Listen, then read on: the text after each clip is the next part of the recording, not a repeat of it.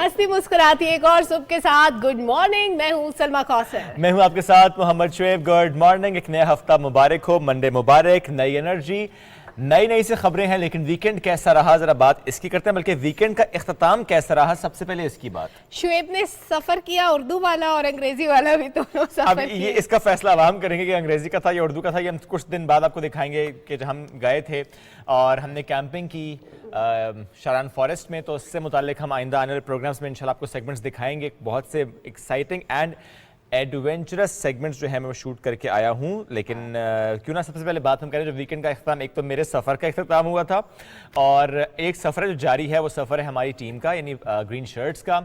4 matches हो चुके हैं, 7 T20 मैचेस की सीरीज़ है और ग्रीन शर्ट्स ने इंग्लिश टीम को कल धो डाला कहना चाहिए या नहीं कहना चाहिए, बिकॉज मैच सनसनी खेजी था। और कप्तान बाबर आजम और विकेट कीपर जो बल्लेबाज मोहम्मद रिजवान है, उनकी धुआंधार बैटिंग थी जिसको खासा सराहा जा रहा है। उनकी बदौलत, उन दोनों की बदौलत, उन बैटर्स की बदौलत 10 विकेटों से 200 रन का पहाड़ जैसा हदफ हासिल किया गया है जनाब। अच्छा, आपने जब कहा ना कि टीम की सफर जारी है, तो मुझे लगा शायद हमारी मॉर्निंग शो की टीम की बात यस।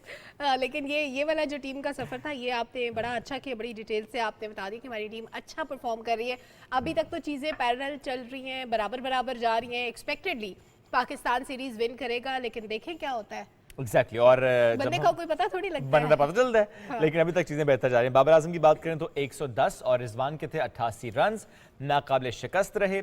और इंग्लैंड ने जब पहले बैटिंग की तो मुकर्ररा 20 ओवर्स में जीत के लिए 200 रन का हदफ दिया, जिससे हमने कहा कि पहाड़ जैसा हदफ। लेकिन हमने आखिरी ओवर में 200 रन का बड़ा हदफ हासिल किया।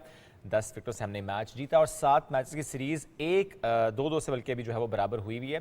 और कप्तान बाबर आजम शानदार सेंचुरी की बदौलत T20 क्रिकेट में दूसरी सेंचुरी करने वाले पाकिस्तान के पहले खिलाड़ी भी जो हैं वो बन चुके हैं। वाओ, इतनी अच्छी बातें आपने बताई हैं। लेकिन सारी लंदन की खबरें सिर्फ आपके पास नहीं है, मेरे पास भी है, क्योंकि लंदन में कुछ पॉलिटिकल ऐसी चीज़ें भी हैं जिनका करना ज़रूरी है। वज़ीर आज़म मोहम्मद शहबाज शरीफ अभी जब पहले एक चल रही थी जनरल असेंबली का जो इजलास था वो चल रहा था, उसके बाद अभी लंदन से बजरिया लिंक अहम जायजा इजलास की सदारत की है वज़ीर आज़म मोहम्मद शहबाज शरीफ ने। उन्होंने बड़ी इंपॉर्टेंट बातें की। अक़वाम मुत्तहिदा की जनरल असेंबली में इजलास के दौरान जो गुफ्तगू थी, जो खिताब था उनका, उससे पहले उनकी जो मुलाकातें हुई हैं, इन सब के बारे में उन्होंने गुफ्तगू की है। और एंटोनियो गुतेरेस से उनकी मुलाकात थी, इसके बारे में भी उन्होंने बात की। एग्जैक्टली मैं थोड़ा सा वापस ले जाऊँ क्योंकि एक गलती हो गई है मुझसे, मैं सुधारना चाहता हूँ। जरूर। वैसे भी जिंदगी में गलतियाँ हो जाए सुधार लेनी चाहिए। वो हुआ है कि मैंने आपको ना पिछले हफ्ते की खबर बता दी। देखें, जब आप क्रिकेट ना देखते हो ना तो ये हो जाता है। अच्छा? तो मेरी तरफ से माजरत कबूल करें जनाब। 7 मैचेस पर मुश्तमिल T20 सीरीज की जो हम बात करें, चौथा मैच तो पाकिस्तान का दिलचस्प मुकाबला इंग्लैंड के बाद 3 रन से शिकस्त दी है। सीरीज 2-2 से बराबर हुई है। 167 रन का हदफ था इसके ताकुब में। इंग्लैंड की पूरी टीम आखिरी ओवर में 163 रन पर आउट हुई है। तो जो पहले वाली मैंने आपको खबर सुनाई थी ना, वो पिछला वाला मैच था, तो मेरी तरफ से माजरत कबूल कर लें। अभी वाली खबर ये वाली है। कोई बात नहीं शुएब, इतना तो चलता है। अब देखें, वीकेंड में हमारा शो नहीं था, तो पिछले हफ्ते अगर कुछ था आपने जिक्र कर दिया तो इट्स ओके, कोई बात नहीं, हो जाता है। चले अब आ जाते हैं। अच्छा, वापस चले इजलास की तरफ। जो वज़ीर आज़म मोहम्मद शहबाज शरीफ ने हेड किया, लंदन से जायजा इजलास था ये। और अच्छा, इसके जो इंपॉर्टेंट पॉइंट्स थे मैं वो उनका जिक्र कर देती हूँ। अगर एक तो अक़वाम मुत्तहिदा के सेक्रेटरी जनरल एंटोनियो गुतेरेस समेत दुनिया भर की लीडरशिप से जो उनकी मुलाकातें हुई हैं, उसमें लीडर्स को पाकिस्तान में सैलाब से होने वाली तबाही और इसमें हुकूमत की तरफ से की जाने वाली इमदादी कार्रवाइयों और बहाली की जो कोशिशें हैं उनके बारे में आगाह किए। क्योंकि गवर्नमेंट, हम बार बार कहते हैं शुएब, कि हर सतह पे काम कर रही है, दूसरे लोग आकर देख भी रहे हैं पाकिस्तान में, लेकिन उसके बावजूद इसको बताना हर सतह पर, हर वक्त, हर फोरम पे इसलिए ज़रूरी है कि तबाही इतनी बड़ी है, बहाली में बहुत वक्त लगेगा, अभी बहुत वक्त लगेगा, लेकिन इंशाल्लाह हम कर पाएंगे मिलकर।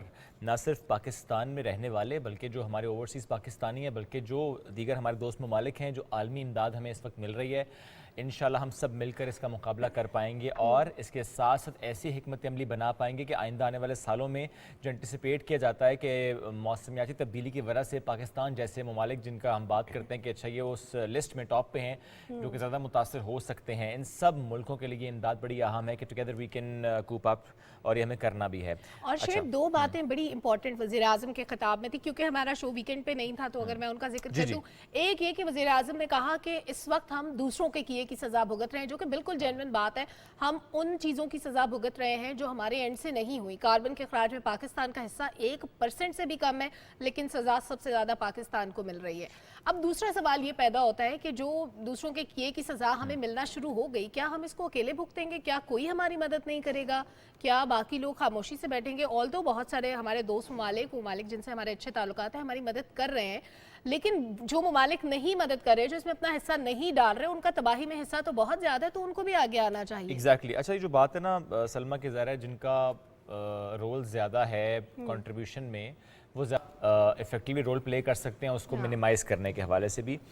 ये बात हम जो फ्लड की कर रहे हैं, जो बात हम उसकी बहाली की कर रहे हैं, तो क्यों ना हम बात जो कल लंदन में एक वाक़या पेश है उसकी करें। और ये मैं इसलिए भी हवाला देना चाह रहा हूँ कि आप ये देखिए कि एक ऐसा मामला, एक ऐसा माहौल बन जाए कि जब हम बात क्या कर रहे हैं कि पाकिस्तान को ज़रूरत है ओवरसीज़ पाकिस्तानियों की, पाकिस्तानियों की भी ज़रूरत है शेब। और चूँकि वज़ीर आज़म का जो खिताब था, मेरा ख्याल है अगर उसमें थोड़ी सी और डिटेल ऐड कर दें तो फिर हम इसमें भी बात करते हैं। जो ओवरसीज़ पाकिस्तानी हमारे, वो पाकिस्तान का कीमती असासा है। तो जो खिताब था वज़ीर आज़म का, बड़ा मुफस्सल मुदल्लल खिताब था उनका।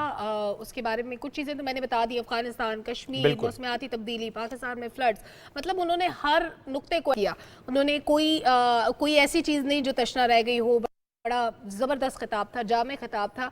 और अभी हम एक ट्वीट भी कर रहे थे शुएब, ये किस चीज़ से? और ट्वीट तो हम बात करें जो लंदन का वाक़या है, उसके बाद जो मरियम औरंगज़ेब साहब का ट्वीट है और उस पर हम बात कर लेते हैं। और जो आपने कहा ना कि जो खिताब था उसमें ये बड़ा अहम एक पॉइंट कि आइंदा आने वाले वक्तों में हम इंशाल्लाह देखेंगे कि पाकिस्तान में सैलाब ज़दगान की बहाली के लिए डोनर्स कॉन्फ्रेंस मुनक्किद कराई जाएगी और कैसे हम इससे निकल सकते हैं। चले आप लंदन पे आ जाते हैं। और इसका जिक्र करना इसलिए भी ज़रूरी है कि वाकई शर्म की बात है।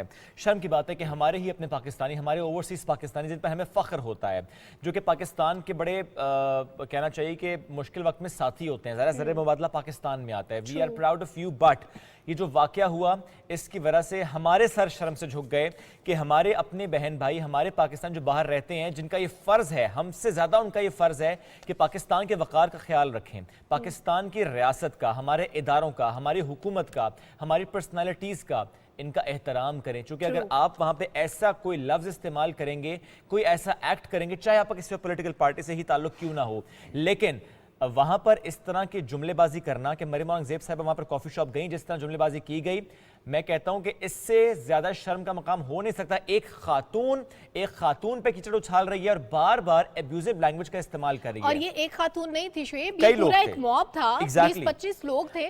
और जिन लोगों ने वो वीडियो देखी होगी, आई एम श्योर, मतलब वो इतनी गलीज बातें थी कि हम उनको सोशल मीडिया पे ना दिखा सकते हैं, ना दिखाना चाहते हैं कि कितनी वो गलत बातें थी, जिसको हर सतह पे वज़ीर आज़म ने भी कंडेम किया, तमाम सहाफ़ियों ने भी, हर पाकिस्तानी इसको कंडेम कर रहा है कि एक खातून जो अकेली वहाँ पे मौजूद है, चाहे वो एक आम औरत हो, हमारी वज़ीर इत्तलात थी, हमारे मुल्क को रिप्रेजेंट करती हैं, उन पर इस तरह से जुमलेबाजी की गई, ऐसी बदज़बानी की गई जिसका कोई तसव्वुर भी नहीं कर सकता।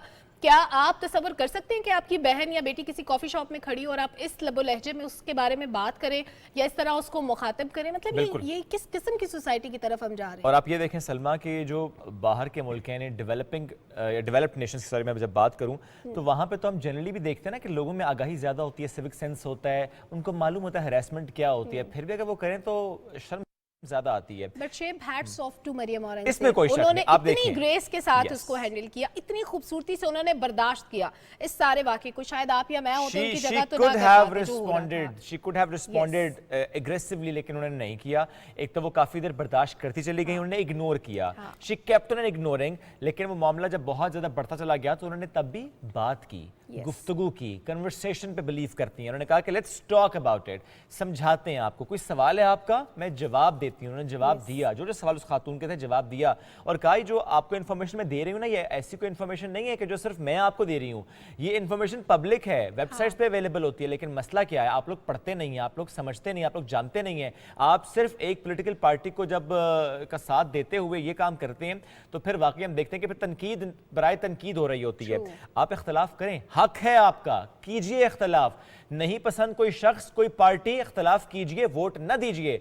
आप पाकिस्तान आइए, अपनी जो फैमिलीज हैं, अपना सर्कल है, उन सबको इकट्ठा कीजिए, कहीं नहीं वोट देना तो फिर ठीक है, आप दूसरी हुकूमत कायम कर दीजिए। लेकिन जो हुकूमत वक्त होती है वो वोट से होती है। जिसने वोट दिया ना, आप उसकी हक तलफी कर रहे हैं, आप उसको डिसरिस्पेक्ट कर रहे हैं। तो जमहूरियत में क्या है, ज्यादा वोट जिसके हैं, ज्यादा सीटें जिसकी हैं, हुकूमत उसकी है। अगर आप इख्तलाफ करना चाहते हैं जरूर कीजिए, मैं फिर कहता हूं कीजिए, लेकिन रवैया दुरुस्त नहीं है, ये अंदाज दुरुस्त नहीं है। और बाहर जहां पे पाकिस्तान के इमेज के पासदार आप हैं, वहां पर अगर आप ये कर रहे हैं तो शर्म का मकाम है। जो लोग भी उनसे एसोसिएटेड है, मैं उनसे जरूर कहूंगा कि प्लीज जरा समझाइए उनको, ये फर्ज है आपका भी कि समझाएं उन लोगों को जो वहां रहते हैं और ऐसी हरकत करते हैं कि ना कीजिए। पाकिस्तान का वकार इससे खराब होता है। हम जब पाकिस्तान के वकार को बुलंद करने की बात करते हैं, आप वकार को गिराने की कोशिश करते हैं, ये ना कीजिए, क्योंकि इससे नुकसान आपका भी होगा, इससे नुकसान पाकिस्तान का होगा। कौन चाहता है कि पाकिस्तान का झंडा सिरनगू हो जाए? कौन चाहता है कि हमारे सर शर्म से झुक जाए? कोई नहीं चाहता। अगर नहीं चाहते तो ऐसी हरकत ना कीजिए कि बाद में आप भी सोचें। अगर यही वीडियो वो खातून जिसने उसमें अब्यूजिव लैंग्वेज इस्तेमाल की है बाद में तहम्मुल से देखेगी ना, सोचेगी जरूर कि मैं क्या कह रही हूं। अच्छा, और कहते कहते वो अवाम के हवाले से भी बात कर रही हैं और वही अब्यूजिव लैंग्वेज अवाम के लिए भी इस्तेमाल कर गई हैं। बिल्कुल सही बात किया आपने शुएब की, इतनी अब्यूजिव लैंग्वेज। और जिस तरह आपने जमहूरियत का जिक्र किया ना, तो जमहूरियत में जमहूर की राय को अहमियत दी जाती है, उसको दी जाती है। जमहूर का मतलब ही अवाम है, और अगर अवाम उठकर ये बदजबानी करेंगे, बदइखलाकी से पेश आएंगे। आपने बिल्कुल ठीक कहा कि ये लोग जब पाकिस्तान आए अपने वोट का हक ठीक तरीके से इस्तेमाल करें, वोटों से ही हुकूमत मुंतखब होती है। फिर दूसरा सवाल ये पैदा होता है कि ये जो बात गालम गलोच के जरिए करने की कोशिश की गई, ये तहामुल से भी तो हो सकती थी। क्या हम दलील पर गाली को फौकियत देते हैं? क्या हम दलील पर बदतमीजी को फौकियत देते हैं? वो लोग क्या सोचेंगे कि हम कैसी कौम है, हम कैसे लोग हैं, पाकिस्तान में हम कैसे रहते होंगे? और जिस जगह पे ये वाकया हुआ वहां तो यही परसेप्शन बनेगा ना कि ये पाकिस्तानी थे। नोबडी नोज उस औरत का नाम क्या था। ये पाकिस्तानी लोग थे। जितने लोग वहां पे कैमरे उठा के खड़े हुए थे, जितने लोग हरास करने की कोशिश करते, सब पाकिस्तानी थे। ये ना सिर्फ लंदन में हुआ बल्कि इससे पहले सऊदी अरब में भी हो चुका है। हर सतह पे कंडेम किए जाने के बावजूद, उन लोगों को सजाएं मिलने के बावजूद। अच्छा, फिर जब ये सारा वाकया हो गया, सऊदी अरब में भी हुआ था, तो फिर जनाब उनकी फैमिलीज ने कहा बेचारे गरीब लोग थे, इनको माफ कर दे। अगर वो गरीब लोग थे तो उन्होंने ऐसे काम में वो कूदे क्यों? उन्होंने ऐसे गैर कानूनी काम किया क्यों? मतलब जब आप एक गैर कानूनी काम कर लें, बदतमीजी कर लें, मुल्क को बदनाम कर लें, उसके बाद आप मजलूम बन जाएं, दिस इज नॉट फेयर। गरीब हो या अमीर हो, ये राय इस पर हम सब मुत्तफिक हैं कि आप ऐसा कोई इकदाम कर नहीं सकते। इसमें एक और पॉइंट हम जरूर ऐड करेंगे कि जब हम बात करते हैं ना कि मजम्मत की जाए ऐसे रवैये की, तो इस वक्त ज़रूरत थी कि इमरान खान मजम्मत करते, ज़रूरत थी कि पाकिस्तान तरीके इंसाफ की तरफ से मजम्मत आते। क्यों? क्योंकि लोग जो वहाँ मौजूद थे उन्होंने पाकिस्तान तरीके इंसाफ के झंडे यूं लपेटे हुए थे, इसलिए पाकिस्तान तरीके इंसाफ की तरफ से मजम्मत आना बहुत अहम है, लेकिन नहीं आई। एनीवेज जी, बढ़ते हैं आगे। और ये तो हमने इसलिए बात बहुत की चूँकि जाहिर है कि हमें आइंदा आने वाले वक्तों में ये ज़रूर कोशिश करनी है कि हम ये जो वाक़या हुआ या जो वाक़यात ऐसे होते चले गए, आइंदा ऐसे वाक़यात ना हो। हम सब अपनी बुनियादी जिम्मेदारी का एहसास करें। Let's be a responsible citizen, let's be a patriot. कि पाकिस्तान का जब नाम आएगा तो we are together, no matter किसी का किसी से इख्तलाफ है, लेकिन जब हम आगे किसी भी फोरम पर हैं, कहीं पर भी हैं, तो पाकिस्तान सबसे पहले होना चाहिए। और शुएब, ये दो वाकयात जो हैं जो कि पीटीआई से मंसूब किए जाते हैं कि पीटीआई के लोगों ने सऊदी अरब में बदतमीजी की, लंदन में बदतमीजी की, तारीख में आज तक इससे पहले मैंने नहीं सुना कि कभी ऐसा वाकया हुआ हो। जब मुल्क में दो सियासी जमातों का निज़ाम होता था, नॉर्मली पीपल्स पार्टी ओपोजिशन में होती थी, मुस्लिम लीग नून गवर्नमेंट में, या मुस्लिम लीग नून ओपोजिशन में होती थी और पीपल्स पार्टी गवर्नमेंट में, तो बड़ी तहम्मुल के साथ, रवादारी के साथ दोनों सियासी जमातें एक दूसरे से इख्तलाफ भी करती थी, कारकुन भी इख्तलाफ करते थे। लेकिन जमहूरियत में एक सोफिस्टिकेशन थी, एक ऐसी नफासत थी कि जो हमारे कल्चर के लिए, हमारी तहजीब के लिए, हमारे मुल्क के लिए बहुत ज़रूरी है। लेकिन पीटीआई की इन्वॉल्वमेंट के बाद ये सब कुछ हमने तबाह होता हुआ देखा, हमने अपना सोशल फैब्रिक तबाह होते हुए देखा है। चले बढ़ते हैं आगे। इस पर हमने डिटेल से बात की है, अब ज़रा वापस आते हैं और पाकिस्तान की बात करते हैं, जहाँ पर सबसे ज़्यादा हमें ज़रूरत है फोकस करने की, उसकी बात करते हैं। और वाकई फोकस करना चाहिए, बाकी चीज़ों को फ़िलहाल छोड़ दीजिए, सियासत को छोड़ दीजिए, इख्तलाफात को भुला दीजिए। इस वक्त पाकिस्तान की बात कीजिए, मदद करने की बात कीजिए, क्योंकि पाकिस्तान पुकार रहा है कि आओ मेरी मदद करो। ये पूरी दुनिया के लिए पुकार रहा है, हर किसी को पुकार रहा है।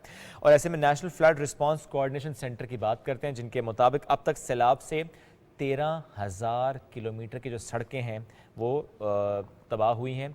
392 पुल हैं जिनका नुकसान हुआ है। कितनी तबाही हुई है, कितना नुकसान हुआ है, हालात क्या हैं पाकिस्तान पे, जिस पर फोकस करना चाहिए उसकी चूंकि हम बात करें। एक रिपोर्ट है अब तक के होने वाले नुकसान पे जायजे की, आइए देखते हैं।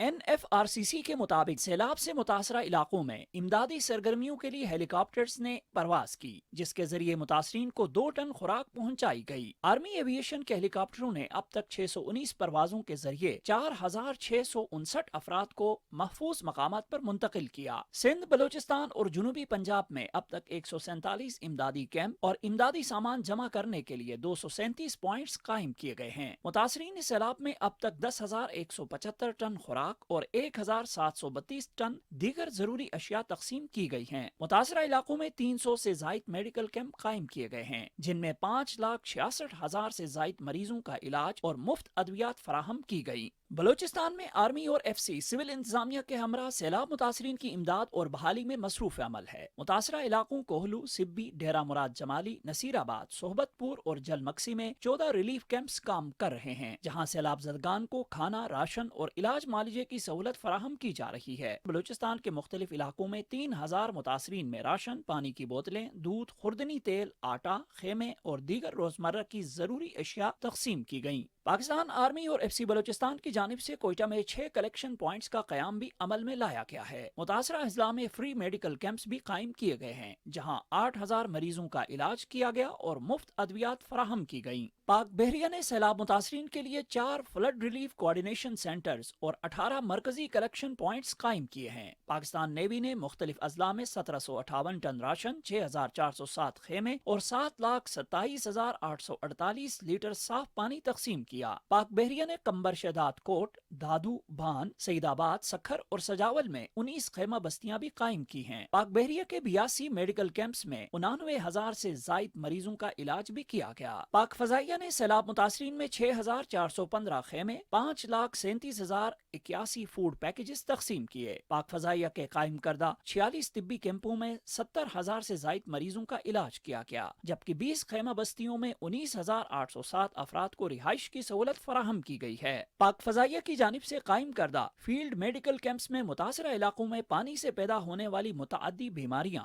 डेंगू, मलेरिया, हैजा और गैस्ट्रो के नए उभरते हुए खतरे के पेश नजर इमदादी सामान और सहूलियात भी फराहम की जा रही हैं।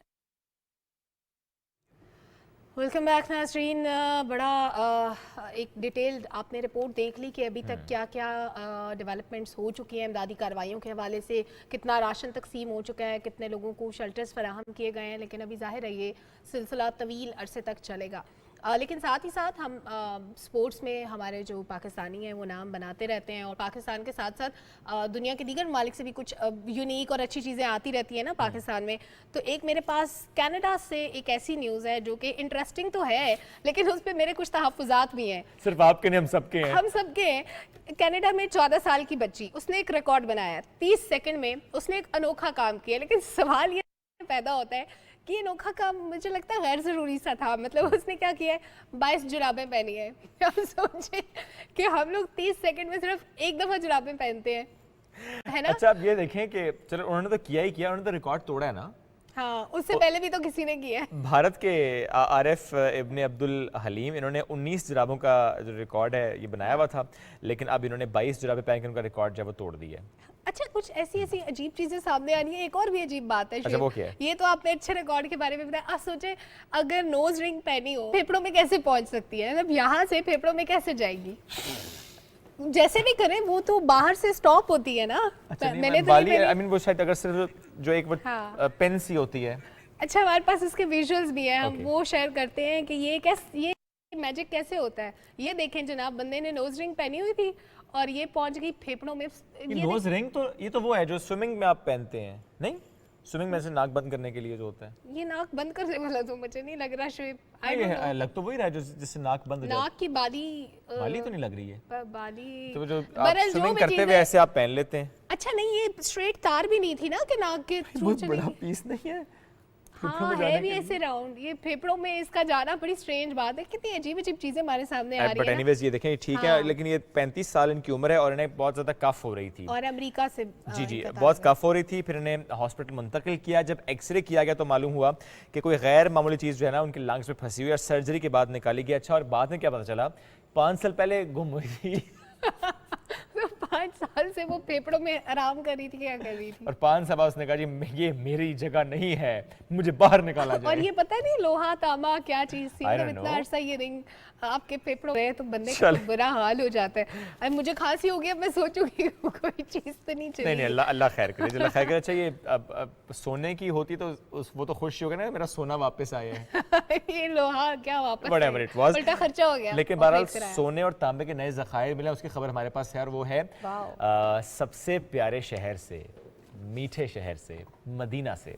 मदीना से खबर है जनाब कि सोने और तांबे के ज़खायर दरियाफ्त हुए हैं और जियोलॉजिकल सर्वे के मुताबिक जो सोने के ज़खायर हैं वो अबल, बड़ा मुश्किल नाम है जी, अबल रहबा, आई थिंक इट इज़ अबल रहबा, इसकी हदूद में मिले हैं। जबकि तांबे का जो ज़खायर अल-मदक के इलाके में 4 मकामात पर दरियाफ्त हुए हैं और तवक्को की जा रही है कि मकामी और बैनुल अक़वामी जो सरमायाकार हैं वो अब इस तरफ का रुख करेंगे और उसके बदले वो सऊदी अरब की जो मईशत है उसमें तरक्की में रोल प्ले कर पाएंगे। बिकॉज पहले हम हज एंड उम्रा ज़ाहिर है ये एक मेन सोर्स है उनका, उसके अलावा हम देखते हैं कि ऑयल के जो ज़खायर थे, तेल के जो ज़खायर थे, अब सोने और तांबे के ज़खायर। इसके बाद हुकाम जो ये कह रहे हैं कि नई दरियाफ्त से 533 मिलियन अमरीकी डॉलर की सरमायाकारी इस वक्त एक्सपेक्ट की जा रही है और ये तवक्को है कि 4000 रोजगार के नए मौके भी पैदा होंगे। तो ज़बरदस्त सी खबर थी मदीना से, तो we thought to share this as well. Very nice. जब ये एक्सप्लोर किए जा रहे होते हैं ज़खायर, कीड़े मकोड़े नहीं निकलते वहाँ से?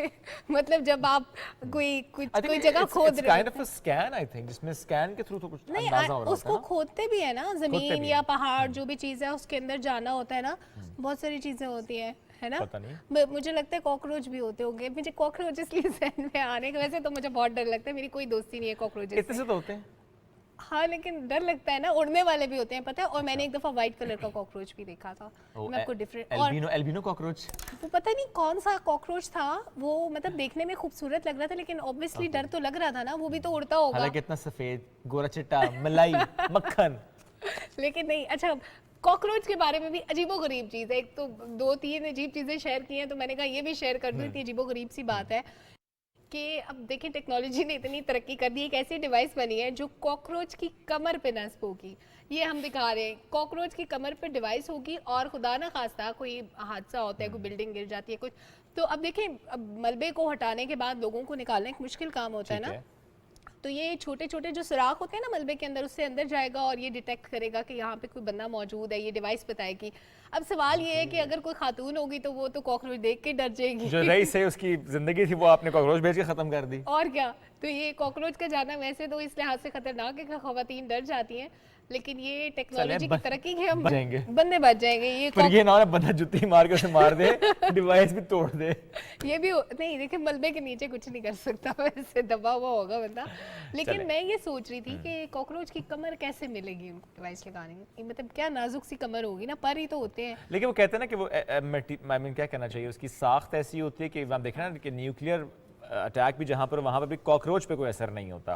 वैसे तो कितने नीट होते हैं ना ये कॉकरोच, इसीलिए घरों से खत्म नहीं होते। लेकिन एक औरत की चप्पल काफी होती है इस कॉकरोच को मारने के लिए। नहीं, औरत की चीख काफी होती है। अब ये देखेंगे न्यूक्लियर पावर से भी ज्यादा औरत की चप्पल। हाँ, चलें बढ़ते हैं जनाब आगे, कुछ और खबरें हम शामिल करते हैं। चूँकि वीकेंड से हम आए तो हम कोशिश करते हैं कि ज़रा सा round up of the weekend भी हो जाए। तो टेनिस के अजीम तरीन खिलाड़ी, उनकी बात करते हैं, रॉजर फेडरर, जिन्होंने नम आंखों से अलविदा कहा टेनिस को। एग्जैक्टली, और अलविदाई मैच था उनका और बहुत अहम था, क्योंकि ज़रा अलविदाई मैच, और इस मैच में उनके साथी या उनके दरीना हरीफ की बात हम करें तो राफेल नडाल थे और ये उनका लास्ट मैच था। अगर हम करियर की बात करें तो रिटायरमेंट के बाद जब वो कोर्ट से बाहर निकल रहे थे तो शायकीन खड़े हुए और उन्होंने 41 साल खिलाड़ी को खराज तहसीन पेश किया।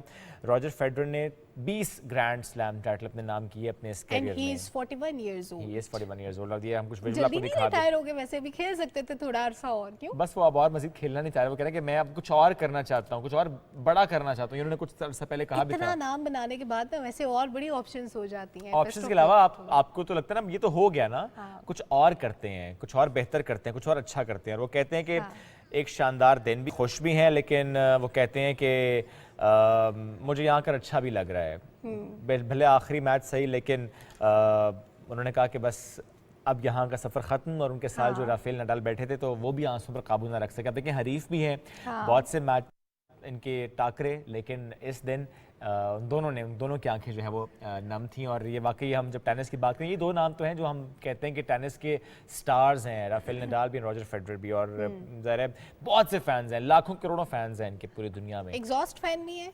नहीं पिटिस नहीं, सिर्फ फैन। सिर्फ फैंस हैं, ओके। लेकिन ये आपने अच्छा किया शेयर कर दी।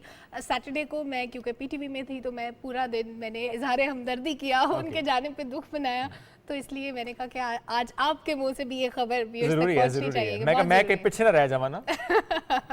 अच्छा, एनीवे, अच्छा पीस बड़ा ज़रूरी होता है जब हम स्पोर्ट्स की बात करते हैं ना, खेलों की बात करते हैं, तो किसी भी मुल्क में अमन बड़ा ज़रूरी होता है। और फिर क्योंकि अब बहुत सारी जौहरी ताकतें खत्ते में मौजूद हैं, तो इस पीस की स्टेबिलिटी के लिए कुछ एग्रीमेंट्स किए जाते हैं। जिन ममालिक के पास जौहरी ताकत है उनको कुछ माहदों के तहत बाउंड भी करने की कोशिश की जाती है कि उसका गैर ज़रूरी इस्तेमाल ना करें या ऐसा इस्तेमाल ना हो जौहरी हथियारों का या न्यूक्लियर हथियारों का जो कि नुकसानदेह हो खत्ते के लिए, दूसरे ममालिक के लिए। और अभी जो हम खत्ते में कुछ जंगें देखते हैं, कुछ कशीदगी देखते हैं कुछ ममालिक के दरमियान, वो इसी का नतीजा है कि ज़ाहिर जिनके पास पावर होती है वो फिर डोमिनेट करते हैं दूसरी कंट्रीज़ को। लेकिन पाकिस्तान ऐसा नहीं करता, पाकिस्तान बहुत अच्छा मुल्क है। पीस डे के हवाले से दुनिया भर में जौहरी हथियारों के खात्मे का दिन मनाया जा रहा है, तो एक रिपोर्ट है हमारे पास, आपको दिखाते हैं। Carvalho and it ricochets through towards Ronaldo. Now goal. हमने आपको दिखा दिए मैच के, लेकिन हम बात पीस की कर रहे हैं, तो if you have the report तो वो प्ले करते हैं जी। ठीक। एटमी हथियारों की मौजूदगी में आलमी अमन का हसूल मुमकिन नहीं। साल 2013 में अक़वाम मुत्तहिदा की जनरल असेंबली ने जौहरी तखफीफ असले से मुतालिक इजलास मुनक्किद किया और ऐलान किया कि 26 सितंबर जौहरी हथियारों के मुकम्मल खात्मे का आलमी दिन होगा। अमरीकी साइंसदान फेडरेशन की रिपोर्ट के मुताबिक दुनिया भर में इस वक्त 12,000 से जायद एटमी हथियार मौजूद हैं, जिनमें से लगभग 80% रूस और अमेरिका के पास हैं। दोनों ममालिक के पास 1,000 से जायद एटमी हथियार हाई अलर्ट पर हैं।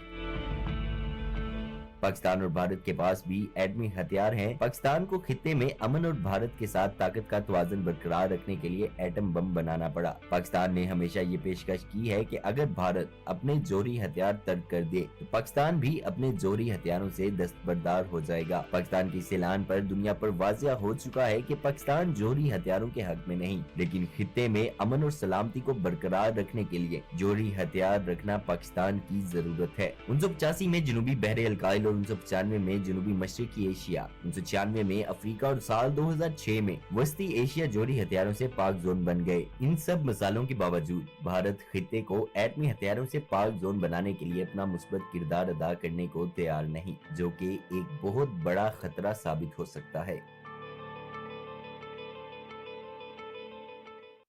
चलें जी, ये पीस डे से मुतालिक रिपोर्ट आपको दिखाई। अब बढ़ते हैं आगे, एक दो खबरें और हैं, फिर हम अगले मौजू की तरफ बढ़ जाएंगे। तो पहले आपको कनाडा लेके जाऊं या बाबू से टॉप लेकर जाऊं? मेरा ख्याल है बाबू से टॉप से होते हुए हम कनाडा चले जाएंगे। रास्ता ये वाला, हाँ चलें ले लेंगे, अब आप कहती हैं तो अच्छा बाय एयर तो ये रास्ते में आ ही जाएगा ना। बिल्कुल। अच्छा, वैसे भी जब भी आप नारायण का खान जाएं तो कोशिश ये होती है कि बाबू से टॉप तक जरूर जाएं, या वैसे अगर आप गिलगित जा रहे हों गर्मी के मौसम में तो रास्ता फिर यही खुला होता है, वैसे तो रास्ता बंद हो जाता है इन विंटर्स। चूँकि हम गए थे लेकिन हम बाबू से टॉप नहीं गए, हम उससे पहले वाले इलाकों से होकर वापस आ गए हैं। ठंड थी और अब मुझे मालूम हुआ कि ठंड क्यों थी, क्योंकि सीजन की पहली बर्फबारी बाबू से टॉप पर हो चुकी है और वहां पर इस वक्त जो है वो ट्रैफिक मुअत्तल है। लेकिन यह कि चूंकि थोड़ी सी बर्फबारी भी क्लियर कर लिया जाएगा उस रूट को, और फिर ट्रैफिक के लिए जो है वो रवाना हो जाएगा। बिकॉज वज़ीर-ए-आज़म साहब ने कुछ अर्सा पहले कहा भी था, कोशिश ये की जा रही है कि ऐसा माहौल बन जाए, मशीनरी ऐसी वहाँ पर हो कि सारा साल बाबू से टॉप खुला रहे, बट लेट्स सी इसमें कुछ वक्त लग जाएगा। और वैसे आपने बता दिया ना लोगों को बर्फबारी होगी, अब चल पड़ना है सारों ने, जो गर्मी से बेचारे जो तंग आए हुए हैं ना, उन्होंने कहना चलो भाई सैर सपाटे तो ये आपने बिल्कुल नहीं करना। क्योंकि रास्तों में ज़ाहिर दुश्वारियाँ होंगी, मुश्किलात होंगी, कुछ रास्ते बंद भी हैं। और फिर अगर आप जाना चाहते हैं तो फ्लड इफेक्टेड एरियाज में जाएं, लोगों की मदद करें। ये ट्रिप श्रिप ना कुछ दिन के लिए कैंसिल कर दें। हाँ, लेकिन सलमा कुछ इलाके ऐसे होते हैं जो डिपेंडेंट ही टूरिज्म पर होते हैं, तो इसलिए हम कहते हैं कि ठीक है जाएं ज़रूर, गाइडेड टूर्स के साथ जाएं। और जब जाएं तो साथ ऐसी मदद लेकर जाएं कि आपकी इंजॉयमेंट भी है, लेकिन इससे बड़ी क्या खुशी होगी कि आप उनकी जाके मदद भी कर रहे हैं उन इलाकों में जाके। बिकॉज ज़रा जहाँ सड़क जाती है वहाँ तो चीज़ें कुछ बेहतर है ना, बट आसपास एक गाँव जो कि डिस्कनेक्ट हुए वहाँ पर आप फिर जाएँ, एक तो ये कि आपके लिए थोड़ा सा एडवेंचर भी है, प्लस आप वहाँ पहुँच के मदद भी कर पाएंगे। चलें, ये तो हमने बात कर ली कि जो सियाती मकाम बाबू से टॉप, यहाँ पर पहली बर्फबारी हुई है। मुझे वैसे मालूम होता कि बर्फबारी होगी तो मैं वहाँ ज़रूर जाता ऑनेस्टली। देखा, इसीलिए मैं कह रही थी नहीं नहीं, बताओ मैं करीब था ना वहां से, तो मैं चला जाता। आप मतलब 1 घंटे में अगर जा सकते हैं आप तो क्या क्या है मसला ना। और घंटे घंटे वाले बहुत सारे लोग चले जाएं तो फिर नहीं तो वो तो घंटे घंटे वाले बहुत से लोग नहीं हो सकते ना, बिकॉज घंटे वहाँ लोग रहते भी तो होंगे ना, वो तो यही सोचेंगे घंटे में चले जाएंगे। नहीं वो नहीं आसपास। जाते ना, उनको तो पता है बर्फबारी हो ही नहीं होनी है, उन्हें तो नीचे आना है अब। बिकॉज जो लोग वहाँ रहते हैं मैदान का कारण, वो तो आहिस्ता आहिस्ता नीचे की तरफ आते हैं ना, वो तो सर्दियाँ वहाँ नहीं गुजारते बिकॉज रास्ते बंद हो जाते हैं। बट एनीवेज चलें बढ़ते हैं आगे। एक खबर है, वो है हमारे पास एक स्टॉर्म से मुताल्लिक, और वो है जनाब समुद्री तूफान फियोना, जिसने कनाडा में जो मशरकी इलाके हैं वहाँ पर तबाही मचाई हुई है, और आंधी भी है, तूफान भी है, बारिश भी हुई है, और इसके सबब वहाँ पर अब हंगामी हालत नाफिज कर दी गई। 5 लाख घर वहाँ पर ऐसे हैं जो कि इस वक्त बिजली से महरूम हैं। कुछ इलाकों में 130 किलोमीटर फी घंटा की रफ्तार से चलने वाली आंधी से कई दरख्त वहाँ पर उखड़ गए हैं, और कुछ इलाके ऐसे हैं जहाँ पर 192 मिलीमीटर बारिश रिकॉर्ड की गई है। और जो फियोना तूफान जिसकी हम बात करें, इससे घरों की छतें, कारोबारी इलाकों में जो दुकानें हैं, इन सब को नुकसान पहुँचा। और एक शदीद समुद्री तूफान जो है वो फिलीपींस की तरफ भी बढ़ रहा है। एक तूफान फियोना की बात कर ली, एक और तूफान है फिलीपींस की तरफ बढ़ रहा है, और हुकाम ये कह रहे हैं कि साहिली इलाकों से लोगों को निकाला जा रहा है, उनको वहाँ से मुंतकिल किया जा रहा है, क्योंकि जो तूफ़ान है उसकी रफ्तार 195 किलोमीटर फ़ी घंटा है, और ये जो फ़िलिपीन का बड़ा जजीरा है ल्यूजन, इसकी जानिब जो है वो बढ़ रहा है, तो इसलिए वहाँ से लोगों को इवैक्यूएट अभी से किया जा रहा है। और शेब अगेन ये हम देख रहे हैं कि क्लाइमेट चेंज के असरात हैं एब्सोल्युटली मुख्तलिफ जगहों पे, मुल्क हमारे मुल्क में भी और दुनिया के मुख्तलिफ हिस्सों में हम देख रहे हैं कि तूफ़ान, सैलाब, तबाही, बारिशें, ऐसे अनप्रेसिडेंटेड पैटर्न्स होते हैं बारिशों के कि हम एक्सपेक्ट नहीं करते, कि ना कभी माजी में हुए हैं ना आने वाले दिनों में हमें उम्मीद होती है, लेकिन वो ज़ाहिर है माजी से कहीं ज़्यादा बारिशें हो जाती हैं, तो हमें अपना लाइफस्टाइल अभी चेंज करनी है। एग्जैक्टली, बिल्कुल ठीक बात। अब बढ़ते आगे, एक हेल्थ से जुड़ा आज हमारा टॉपिक है वो पिक करते हैं, और वो है कि नमूनिया ज़्यादातर बच्चों को क्यों होता है। बिलखुसूस न्यू बॉर्न से लेकर 5 साल की उम्र तक बच्चों को नमूनिया ज़्यादा होता है। वालिदैन परेशान होते हैं, बड़ों को होता है, बट ज़्यादा बच्चों को चूँकि हो रहा है, तो हम आज बच्चों की बात करना चाह रहे हैं, बट बड़ों की बात भी इंशाल्लाह करेंगे। और जब बात बच्चों की हो रही है, चूँकि अगर पहला बच्चा है आपका और उसे नमूनिया, तो आप पेरेंट्स को पता ही नहीं ना आप करना क्या है। एक तो ये कि अलामत क्या होगी, कैसे मालूम हो कि नमूनिया हो चुका है, क्योंकि टोटके भी किए जा रहे होते हैं, अच्छा जी इसको पैनाडोल दे दी जाए या ब्रूफिन दे दी जाए, तो बुखार हो या फॉर दैट मैटर नमूनिया, अलामात क्या हैं, क्या करना चाहिए, थोड़ी गाइडेंस आज हम देते हैं पेरेंट्स को। बिलखुसूस जब पहली बार वो इनकाउंटर करें सिचुएशन से। We have with us doctor Junaid Jahangir साहब, उन्हें वेलकम करेंगे। अस्सलाम वालेकुम जी, कैसे हैं आप? अस्सलाम वालेकुम जी, क्या हाल है आपकी, खैरियत से? डॉक्टर साहब की आवाज़ नहीं आ रही, डॉक्टर साहब की आवाज़ अब आ रही है। अस्सलाम वालेकुम, मैं बिल्कुल ठीक हूँ जी, अल्लाह का शुक्र है, मैं बिल्कुल ठीक हूँ। क्या आपको मेरी आवाज़ आ रही है? जी, आपकी आवाज़ सर अब आ रही है। सर, सबसे पहले जानना चाह रहे हैं कि क्या हम दुरुस्त कह रहे हैं कि नमूनिया ज़्यादातर जो है वो न्यू बॉर्न से लेके 5 साल की उम्र के बच्चों को हो रहा है और होता है? जी, आप बिल्कुल दुरुस्त कह रहे हैं। ओवरऑल नमूनिया जितने भी बच्चे हैं उनमें कॉमन है, और बिलखुसूस जो न्यू बॉर्न्स होते हैं, जो छोटे बच्चे हैं, खुसूसन 1 साल से कम उम्र बच्चों में इसकी शायद ज़्यादा है, क्योंकि उनकी इम्यूनिटी कम होती है, तो बड़े बच्चों की निस्बत उनका नमूनिया से मुतासर होने का चांस ज़्यादा होता है। अच्छा सर, क्या इसमें ऐसा होता है कि अगर बच्चे सर्दियों में पैदा हो रहे हैं, यानी अगर सितंबर के बाद बच्चे पैदा हो रहे हैं, तो उनका चांस ज़्यादा है, या वो बर्दाश्त कर पाते हैं? क्योंकि हम कहते हैं ना कि पहली सर्दी बड़ी मुश्किल है। वो पहली सर्दी किसकी मुश्किल है? वो जो कि सर्दी में ही पैदा हो रहा है उसकी, या वो जो कि हुआ तो गर्मी में पैदा है, लेकिन अगर 3, 4, 5 महीने बाद जब सर्दी आई तो उसने उसकी है तो पहली सर्दी, तो ज़्यादा किसको अफेक्ट कर रहा है, या कि सबको करता है? जी देखें, सर्दी चाहे वो बच्चा सर्दियों में पैदा हुआ है या वो फर्स्ट सर्दी का सीजन फेस कर रहा है, दोनों ही चांस है कि ज्यादा अफेक्टेड होंगे। एक्चुअली होता यह है कि जो नमूनिया के जरासीम है वो सर्दी में ज्यादा अफजाइश पाते हैं, और cold is a trigger of नमूनिया, तो यही वजह है कि हमें सर्दियों में नमूनिया ज्यादा नजर आता है। हालांकि जरासीम जो है इसके बाकी मौसम में भी होते हैं, लेकिन सर्दियों में उनकी शरह ज्यादा हो जाती है। और नमूनिया, मैं आपको ये भी बताता चलूं कि it is one of the leading cause of death in children world wide and specially in Pakistan. सही। डॉक्टर साहब, सर्दी के अलावा कौन से फैक्टर्स होते हैं जो नमूनिया को ट्रिगर करते हैं? अगर बाकी मौसमों में होता है तो क्यों होता है, और उसके अर्ली सिम्टम्स क्या होते हैं? कैसे पता चलता है कि छोटे बच्चे को अब नमूनिया हो गया है? जी, बहुत अच्छा सवाल आपने पूछा। बच्चों में जब नमूनिया होता है तो उन्हें एक तो खांसी शुरू हो जाती है, दूसरा सांस लेने में मुश्किल होती है, तीसरा उनकी फीड लेना कम शुरू कर देते हैं, बुखार होता है साथ, ये इसकी इब्तदाई अलामात हैं।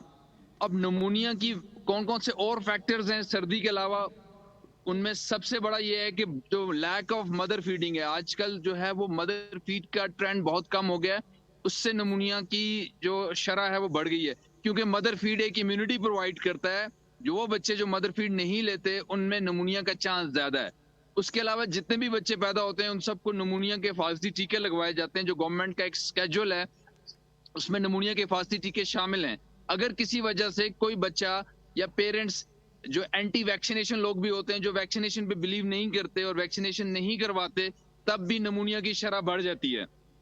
उसके अलावा जो पॉवर्टी है, लैक ऑफ फैसिलिटीज हैं, लैक ऑफ ट्रेन स्टाफ है। लेट सपोज एक बच्चे को नमूनिया हुआ और वो किसी हेल्थ केयर फैसिलिटी में गया, बट वहां पर उसको प्रॉपर फैसिलिटीज नहीं थी, प्रॉपर टाइम पे पिक नहीं किया गया, वो बिगड़ गया, या पेरेंट्स ने प्रॉपर टाइम पे डॉक्टर को नहीं दिखाया, उन्हें समझ ही नहीं आई कि ये नमूनिया, वो वैसे उसको समझ रहे हैं कि ये नजला जुकाम है, बस इसका नाक बंद है, ठीक हो जाएगा।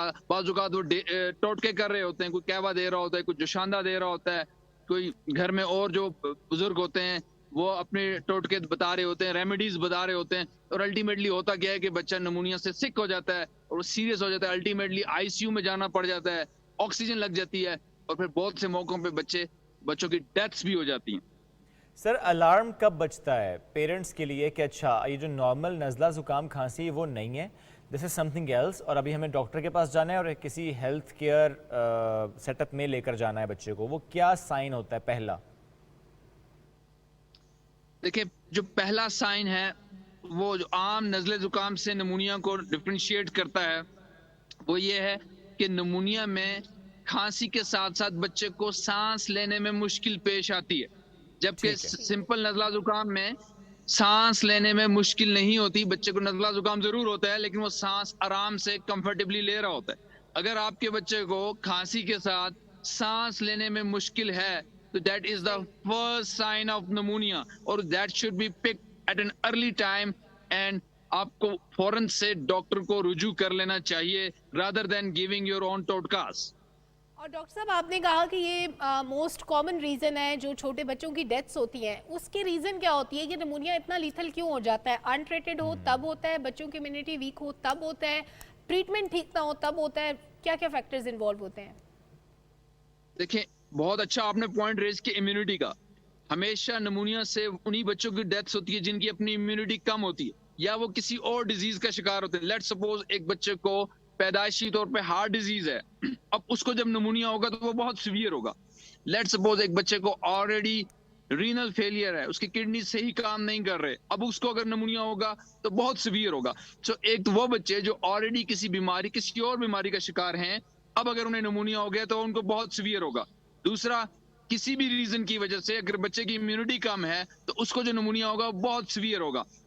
तीसरा, जो आपने भी पॉइंट आउट किया कि अगर किसी वजह से वो अनट्रीटेड रह गए या देर से ट्रीटमेंट स्टार्ट हुई है, या जो सिवियरिटी है नमूनिया की वो इतनी ज्यादा है कि ट्रीटमेंट के बावजूद वो काबू नहीं हो सकी, तो ultimately in all these cases patient will land into ICU, patient will land onto ventilator, और eventually फिर उनकी डेथ्स हो जाती हैं क्योंकि इन्फेक्शन इतना बढ़ चुका होता है कि उसने बाकी ऑर्गन्स को भी इन्वॉल्व कर लिया होता है। अच्छा सर, नॉर्मली हम देखते हैं कि छोटे बच्चों को अगर सांस में दुश्वारी आए तो हम नॉर्मल सेलाइन से न्यूबलाइज करते हैं। अब तो इतनी प्रैक्टिस हो गई है कि हर घर में ही न्यूबलाइज़र होता है, और हम जनरली सर्दियों में तो बच्चों को डेली बेसिस पे न्यूबलाइज कर रहे होते हैं। ज़रा सी तबीयत ख़राब हो या फॉर दैट मैटर खांसी है, नज़ला है या सांस में दुश्वारी, नॉर्मल सेलाइन से न्यूबलाइज करते हैं। क्या ये दुरुस्त प्रैक्टिस होती है? जी बिल्कुल, normal saline is very effective as far as problem is less.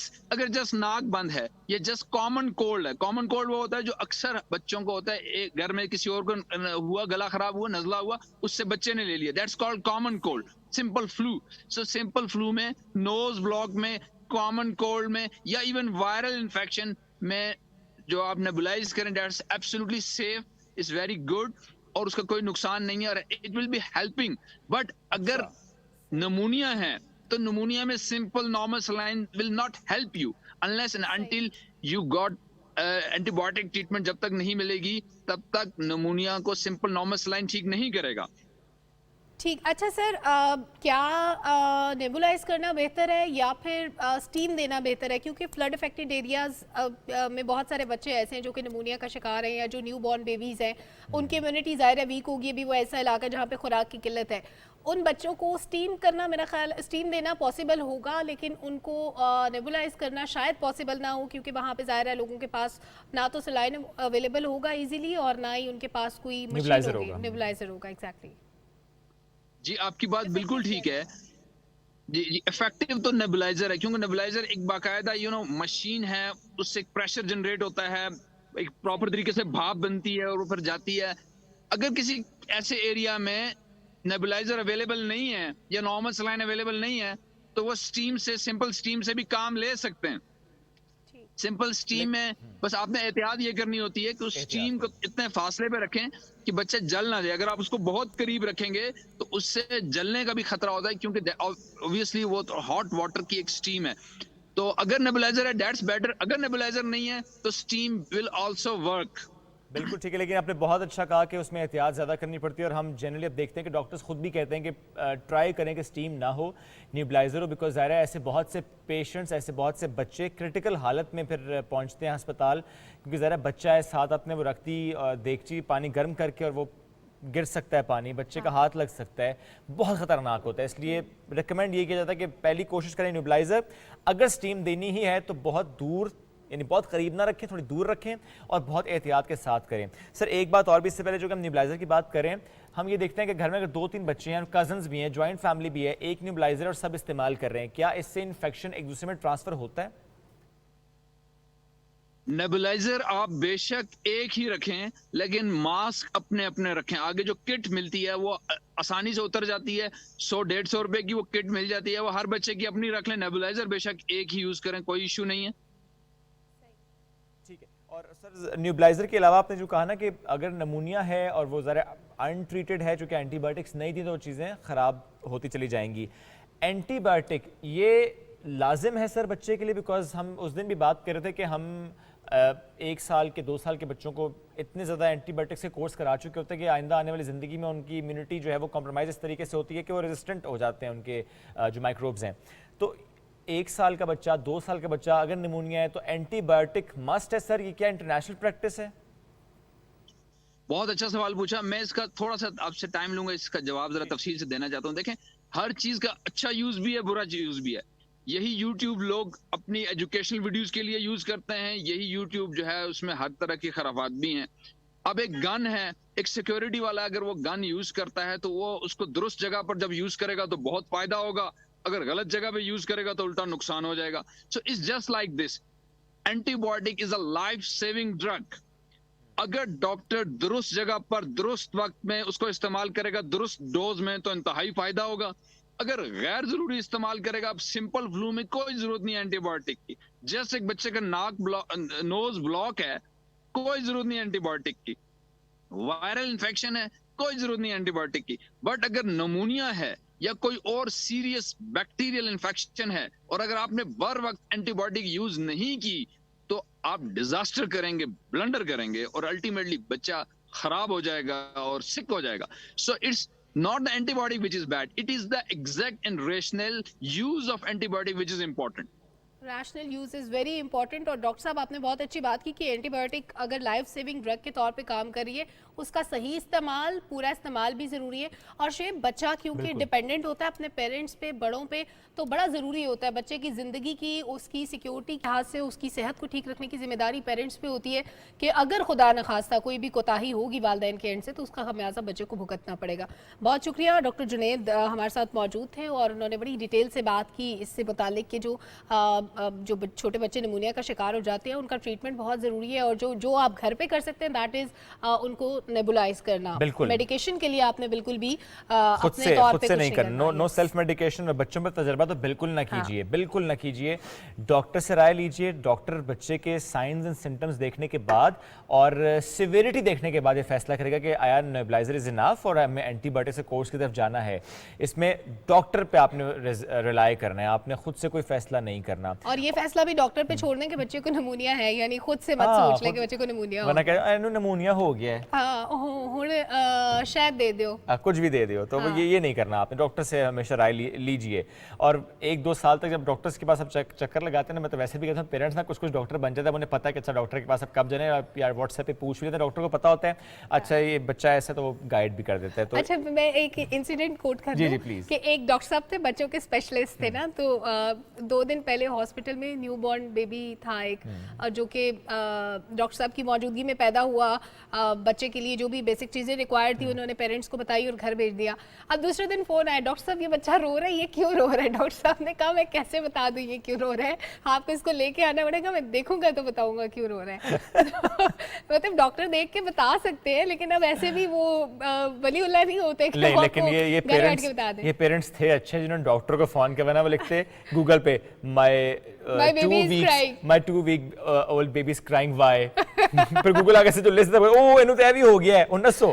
तो ये आपने गूगल पे नहीं जाना। अच्छा कुछ डॉक्टर्स वाकई बड़ा डिस्करेज करते हैं, और मैंने खुद देखा कि डॉक्टर ने बाहर लिखा होता अगर आप गूगल से पढ़ के आए तो मेरे पास आने की जरूरत नहीं है, उधर ही जाए गूगल से आप इलाज कराएं। Very good. चलो एक ब्रेक की तरफ पड़ते हैं, ब्रेक से वापस आएंगे, न्यूज ब्रेक से वापस जब आएंगे तो और सेगमेंट्स बाकी हैं, साथ रहिए।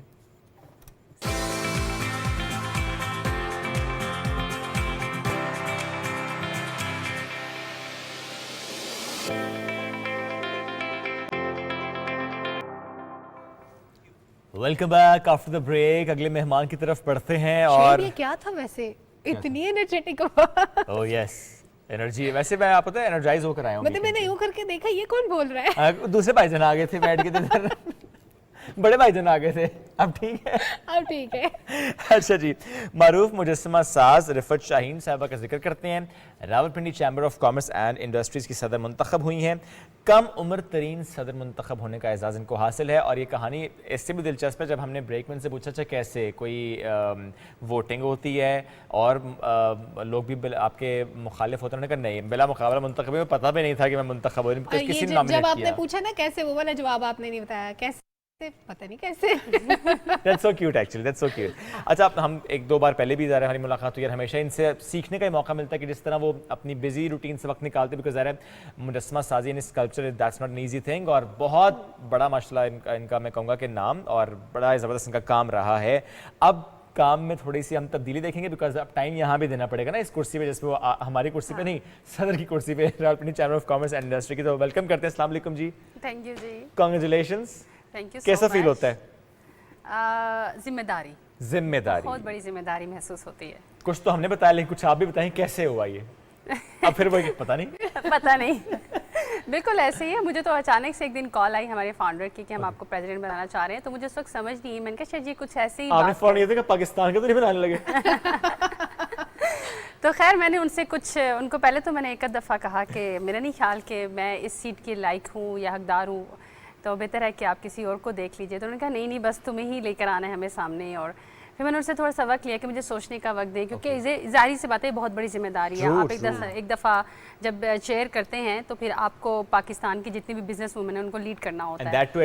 लेकिन रफत, जब आपको ये कॉल पे कहा गया आपको प्रेसिडेंट बनाया जा रहा है, क्या सोचा आपने, किस किस्म की जिम्मेदारियां हो सकती हैं, क्या काम होगा, मुझे क्या करना पड़ेगा? यही मैंने सोचा, मैंने कहा मुझे करना क्या है। यही सोचा मैंने कहा मुझे करना क्या है। ये सवाल किया? हाँ, कहते हैं हम तुम्हें साथ साथ सब कुछ बताएंगे।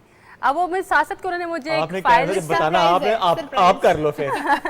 तो फिर उन्होंने मुझे फाइल्स दी कि इनको रीड कर लो। फिर उन्होंने मुझे पिछले जो उनका टर्न्योर दूसरी प्रेसिडेंट्स का गुजरा था उनसे बातचीत कराई, तो उससे मुझे अंदाजा हुआ कि तो बहुत बड़ी जिम्मेदारी। तो मैं और घबरा गई। कितना होता है जी? 1 साल का। 1 साल के लिए मुंतखब हो चुके हैं, ठीक है, बिला मुकाबला, जबरदस्त। अब ये बताएं कि अब मुंतखब होने के बाद आपने खुद कहा कि जिम्मेदारी है, हम सही समझ रहे हैं कि बेसिकली ज़रा वुमेन एंटरप्रेन्योर्स को फैसिलिटेट करना, उनको गाइड करना, उनको समझाना बताना, उनको ऊपर लेकर आना, मुल्की मैशत में उनका हिस्सा बढ़ाना।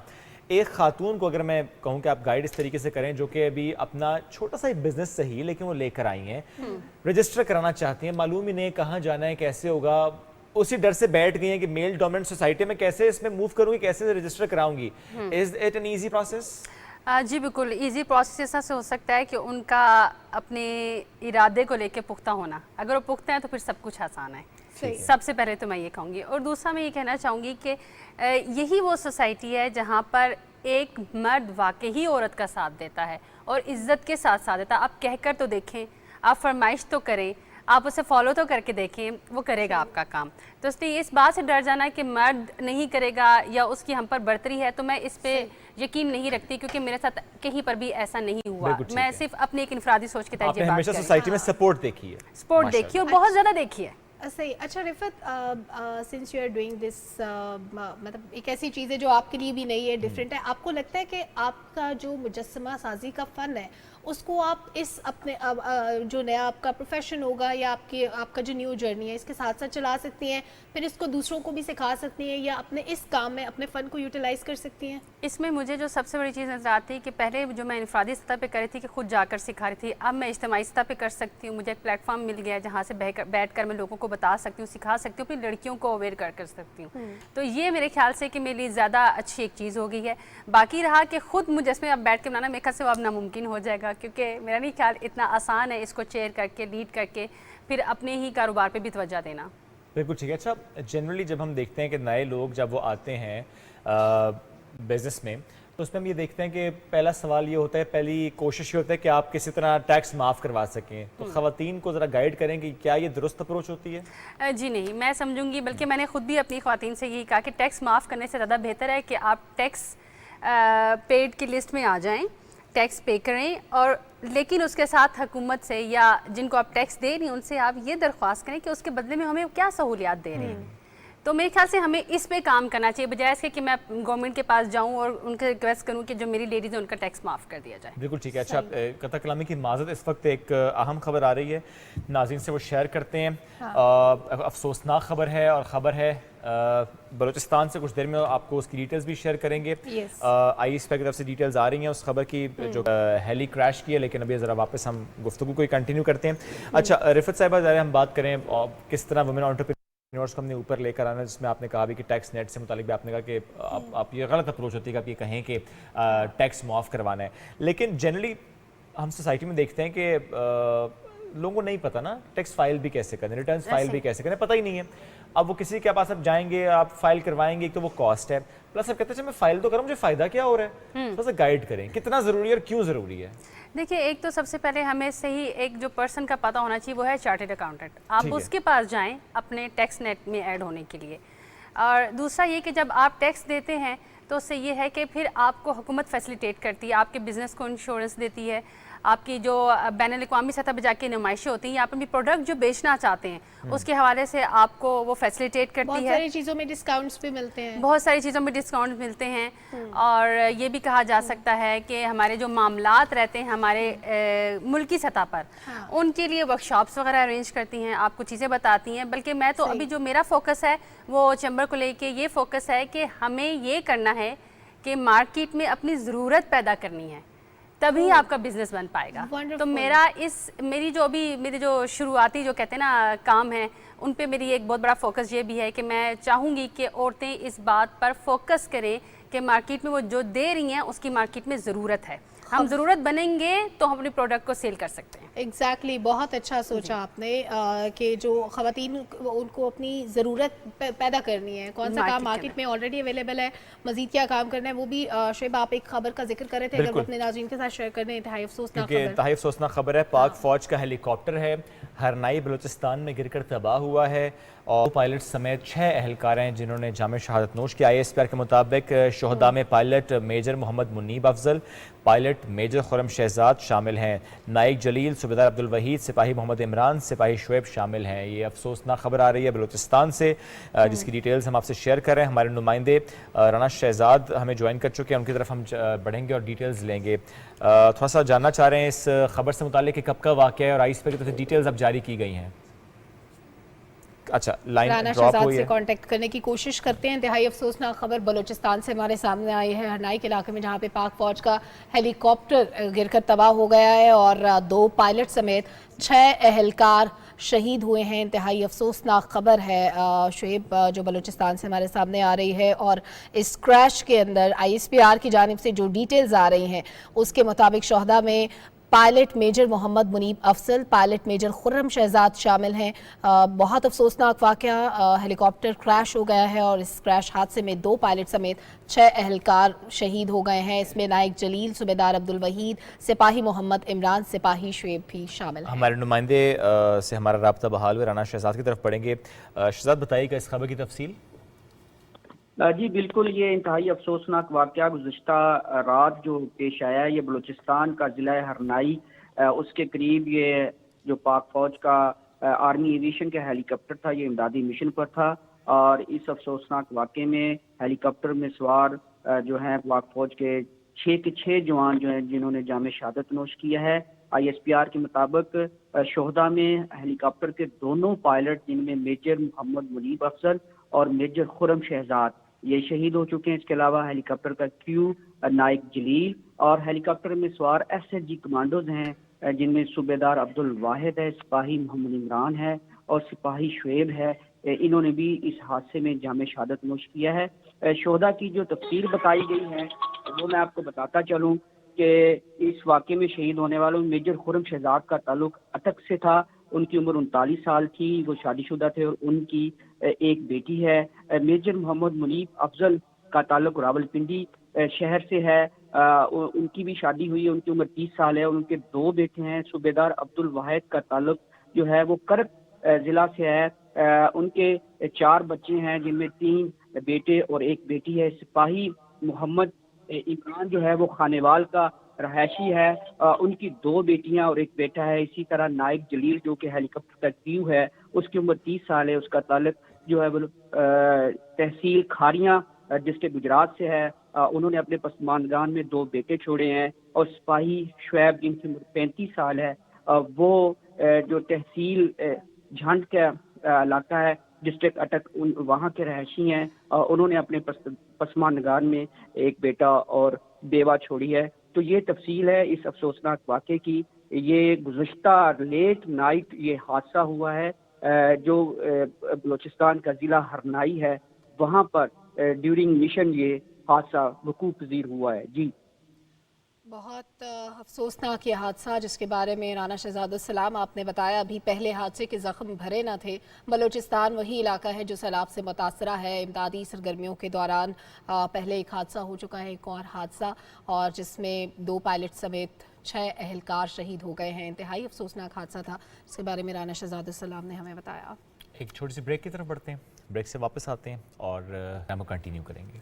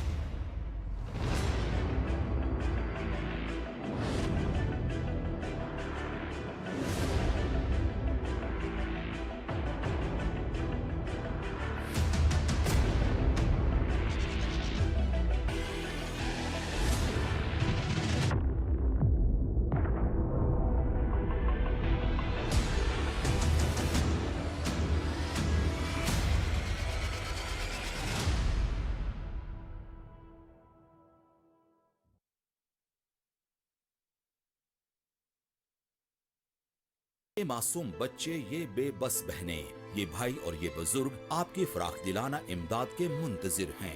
मुतासरीन सैलाब की माली इमदाद के लिए वजीर आजम पाकिस्तान और वफाकी काबीना के कायम करदा प्राइम मिनिस्टर रिलीफ फंड 2022 के अकाउंट में रकूम जमा कराई जा सकती हैं।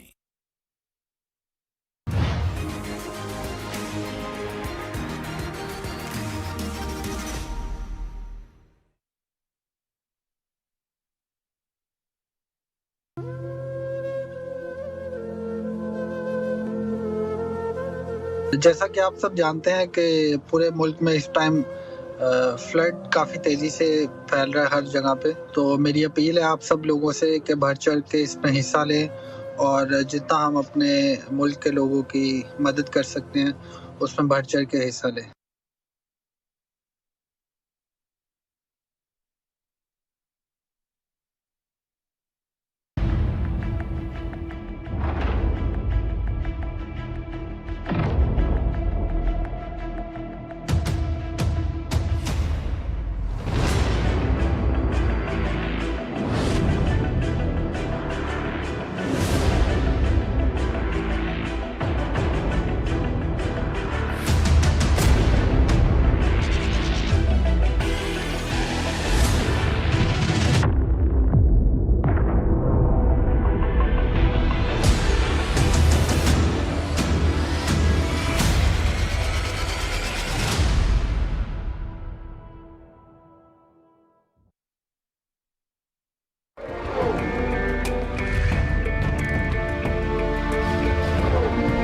आजादी का मतलब बेलगाम हो जाना नहीं है।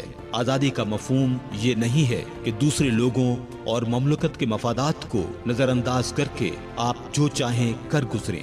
आप पर बहुत बड़ी जिम्मेदारी आयद होती है और पहले से कहीं ज्यादा अब ये जरूरी है कि आप एक मुनज़्ज़म और मुस्बत कौम की तरह काम करें। इस वक्त हम सबको चाहिए कि तामीरी जज्बा पैदा करें।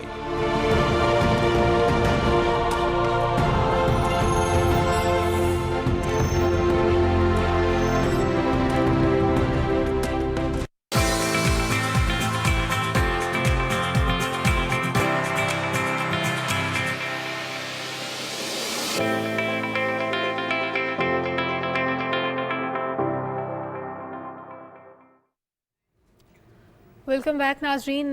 गुफ्तगू का आगाज़ दोबारा से करते हैं। रिफ़त शाहीन हमारे साथ स्टूडियोज़ में मौजूद है। रिफ़त, ब्रेक में हम कुछ डिस्कस कर रहे थे मुजस्मों से मुतालिक। आपने बताया कि सभी मीडियम्स यूज़ करती हैं। एक स्कल्पचर बनाने में एक जीते जागते इंसान का अंदाज़न कितना वक्त लग जाता है? 1 महीना। और उस 1 महीने में डेली कितने घंटे?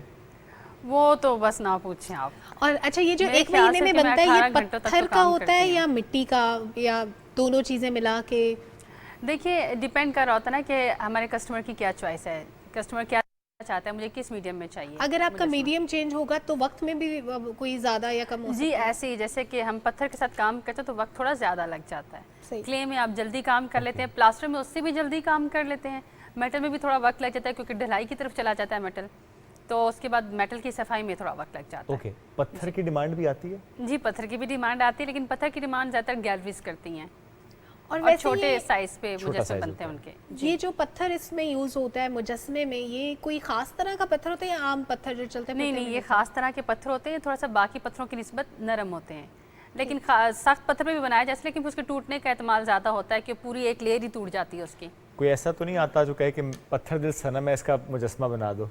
सॉरी, कोई ऐसा तो नहीं आता जो कहता है कि मेरा सनम पत्थर दिल है तो पत्थर का मुजस्समा बना दो? या उसके सनम का जो पत्थर का दिल है उसी को निकाल के तराशना पड़ेगा। नहीं, वो कहते होंगे इसी को पत्थर बना दो, जान छुटे। ये पत्थर मार दो। हाँ, या पत्थर मार दो। ज्यादा काम आपने किस मीडियम पे किया है? मैंने ज़्यादा काम तो क्ले पे किया है। क्ले पे किया है। क्ले के बाद उसमें ये होता है आसानी कि आप फिर जौन सा मर्जी मीडियम चूज़ कर लें, मेटल, फाइबर ग्लास, लेकिन आजकल कमर्शियल बेसिस पे फाइबर ग्लास ज़्यादा यूज़ होता है। एक तो ये है कि वेदर फ्रेंडली है, बजट फ्रेंडली भी है। बजट फ्रेंडली भी है। वेदर फ्रेंडली का मतलब ये है कि चाहे भर धूप में रख दें, चाहे धूप में रख दें, चाहे बारिश में रख दें, कहीं पे भी कैसे भी टेम्परेचर में रख दें, तो एक खास टेम्परेचर तक वो चलता है।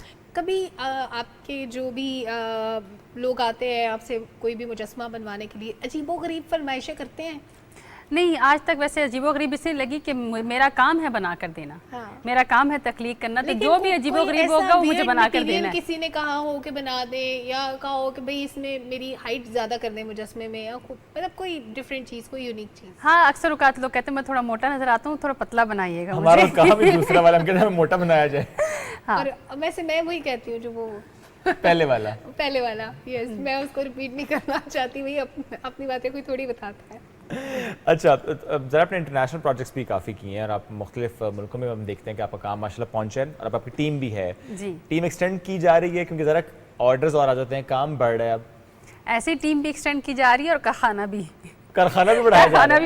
बढ़ाई जा रही है। अच्छा, आपके साथ पूरी टीम होती है जो मिलके बनाती है मुजस्समा? जी, बिल्कुल ऐसा ही है। पत्थरों को काटना पड़ता है? बिल्कुल ऐसे ही है, क्योंकि मेरा काम है सिर्फ उसकी कार्विंग करना, पत्थर लेके आना, लेकर जाना जहाँ पहुँचना है उसने, और फिर वहाँ की रोजाना सफाई सुथराई, ये वो सब चीज़ें तो फिर टीम के साथ। मुझे लगता था कि आर्टिस्ट खुद ही जंगल में निकल जाता है, पत्थर मिट्टी जमा करता है, ले आता है और उसके बाद उसको तराश खराश के बन जाता है। मैं कभी वो वाला आर्टिस्ट थी, अब वो वाला आर्टिस्ट नहीं, क्योंकि काम का लोड ज्यादा है ना, तो आप मैनेज कर रही हैं। फिर आप पत्थर के लिए लहदा बंदा, मिट्टी के लिए लहदा बंदा, उनको मैं तकरीबन पाकिस्तान का वो पहला आर्टिस्ट हूँ जिसने मुजस्समा साजी को कारोबार की सूरत की शक्ल दी। Yes, no doubt. कभी ऐसा हुआ कि कोई आपने स्कल्पचर बनाया और वो अभी उस तक ना पहुंचा जिसने ऑर्डर किया था, वो उससे पहले कुछ मसला हो गया, टूट गया हो या कुछ डैमेज हो गया? कई दफ़ा ऐसा हुआ है, क्योंकि मिट्टी बहुत नरम सा मटेरियल है, मीडियम जो है, तो ऐसा होता है कि मैं रात को दीवार पे बना के गई, बारिश हुई, तंबू उड़ गया, मैं वापस तो कुछ भी नहीं था, वो सारी दीवार बह चुकी थी। तो ऐसा कई दफ़ा हुआ है। तो सुबह आके फिर मैंने बहुत रोई, थोड़ी देर के लिए वहाँ बैठ के यूं करके ना, वजह से सारी मेहनत ज़ाया हो गई ना।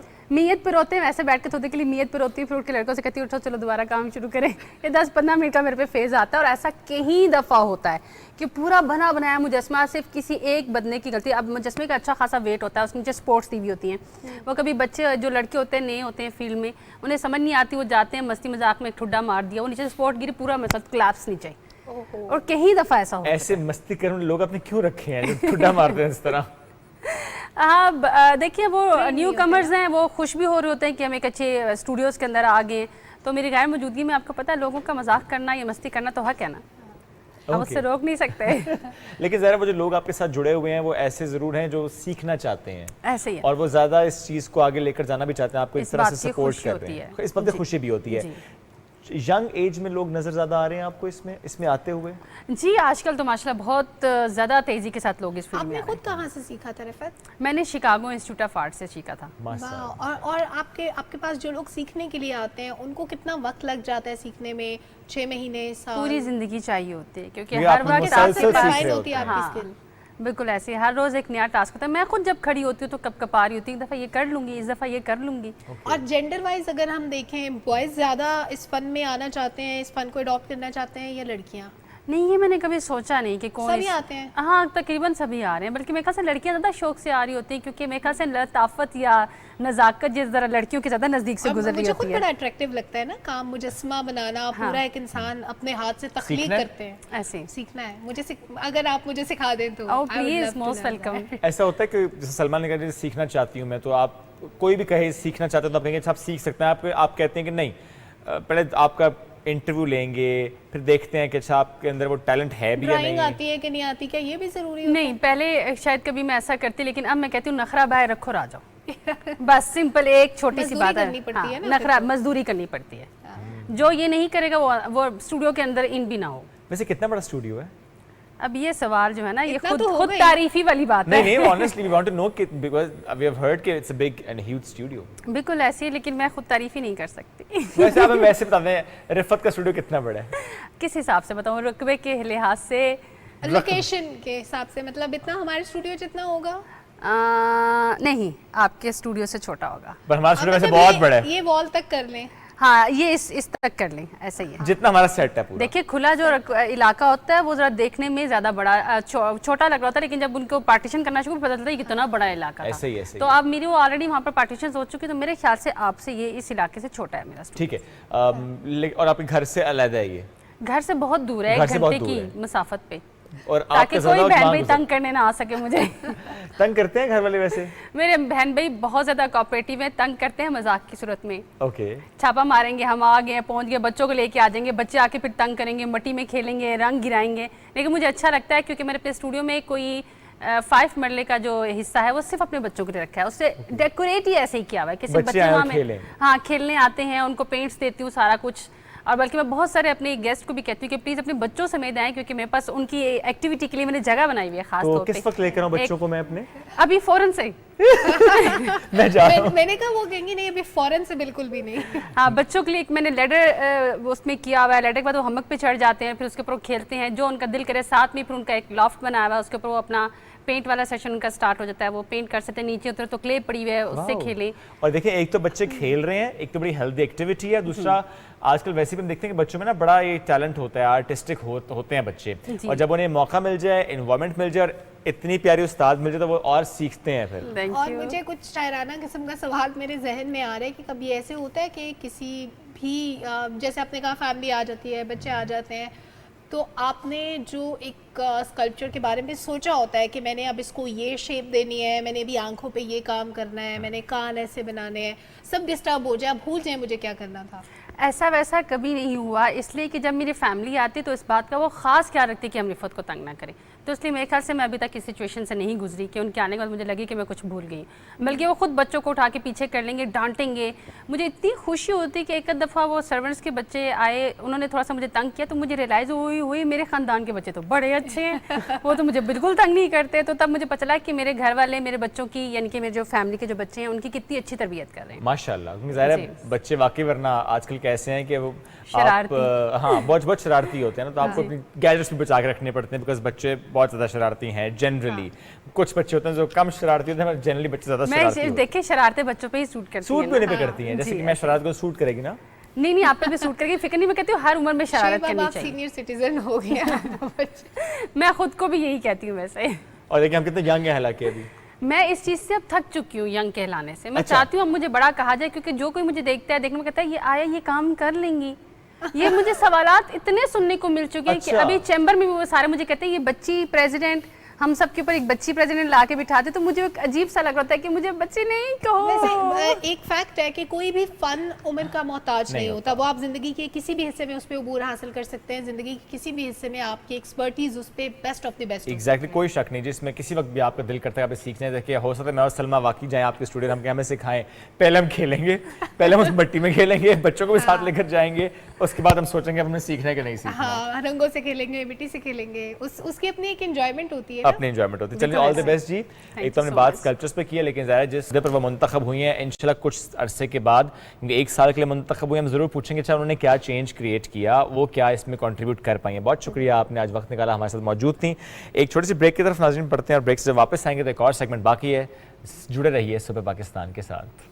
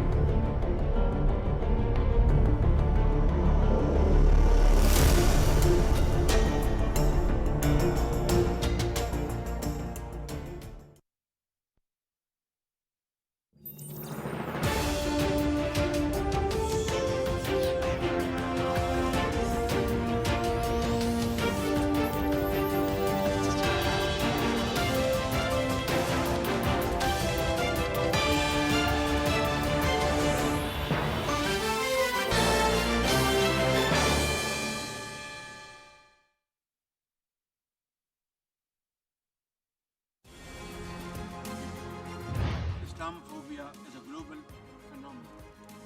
Since 9/11, suspicion and fear of Muslims and discrimination against them have escalated to epidemic proportions. The officially sponsored campaign of oppression against India's over 200 million Muslims is the worst manifestation of Islamophobia. This assembly adopted a landmark resolution introduced by Pakistan on behalf of the OIC, designating 15th March as the International Day to combat Islamophobia. It's my sincere and ardent hope that this should lead to concrete measures by the UN and member states to combat Islamophobia and promote interfaith harmony.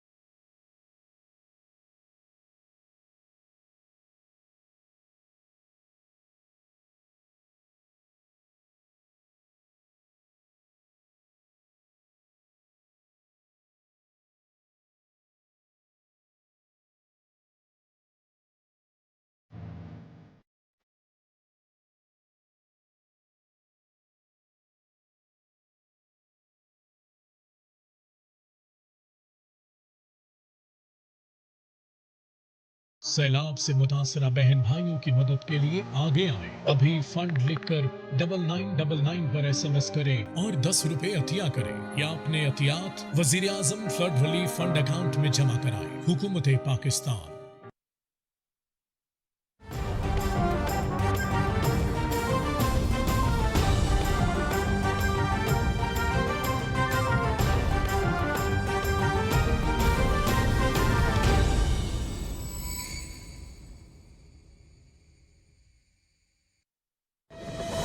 हालिया बारिशों ने मुल्क में 30 साला record तोड़ दिया है और अब तक लाखों अफराद सैलाब से मुतासिर हो चुके हैं। ये मासूम बच्चे, ये बेबस बहनें, ये भाई और ये बुजुर्ग आपकी फराख दिलाना इमदाद के मुंतजिर हैं। वजीर आजम पाकिस्तान मोहम्मद शहबाज शरीफ के सैलाब जदगान के लिए माली इमदाद की अपील। आप भी स्पेशल अकाउंट G12164 में दिल खोलकर इमदाद दें और अपने हम वतनों के जख्मों पर मरहम रखें। बैरून मुल्क मुकीम Pakistani wire transfer, money service bureau, money transfer operators और एक्सचेंज हाउसेस के जरिए अतियात भिजवा सकते हैं। अंदरून मुल्क कमर्शियल बैंकों में भी नकद अतियात जमा करवाए जा सकते हैं।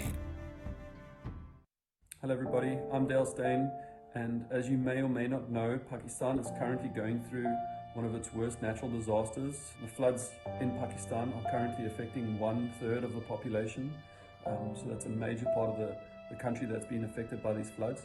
I'm putting out a video today to try and urge and request that if anybody can donate and help where they can, please do so. People are suffering and really struggling during this time, so anything helps and could potentially save a life. So please look into this, and if you can donate, please make a small donation wherever you can.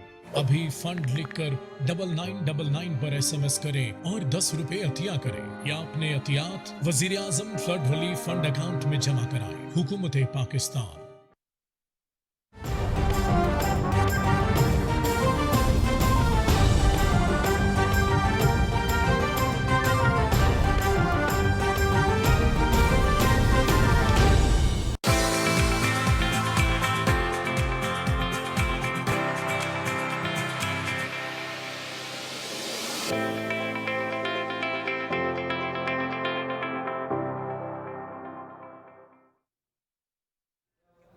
Welcome back viewers. Break से पहले हम एक मुख्तलिफ तरह के फ़न की बात कर रही थी, अभी ज़रा एक और फ़न की बात क्यों ना कर ली जाए शुएब? कुछ यूनिक आर्ट, फ़न मौसीकी, तबला, फन डे की बात करना चाह रहे हैं। नहीं, it's not about fun day because it's not Sunday, it's Monday.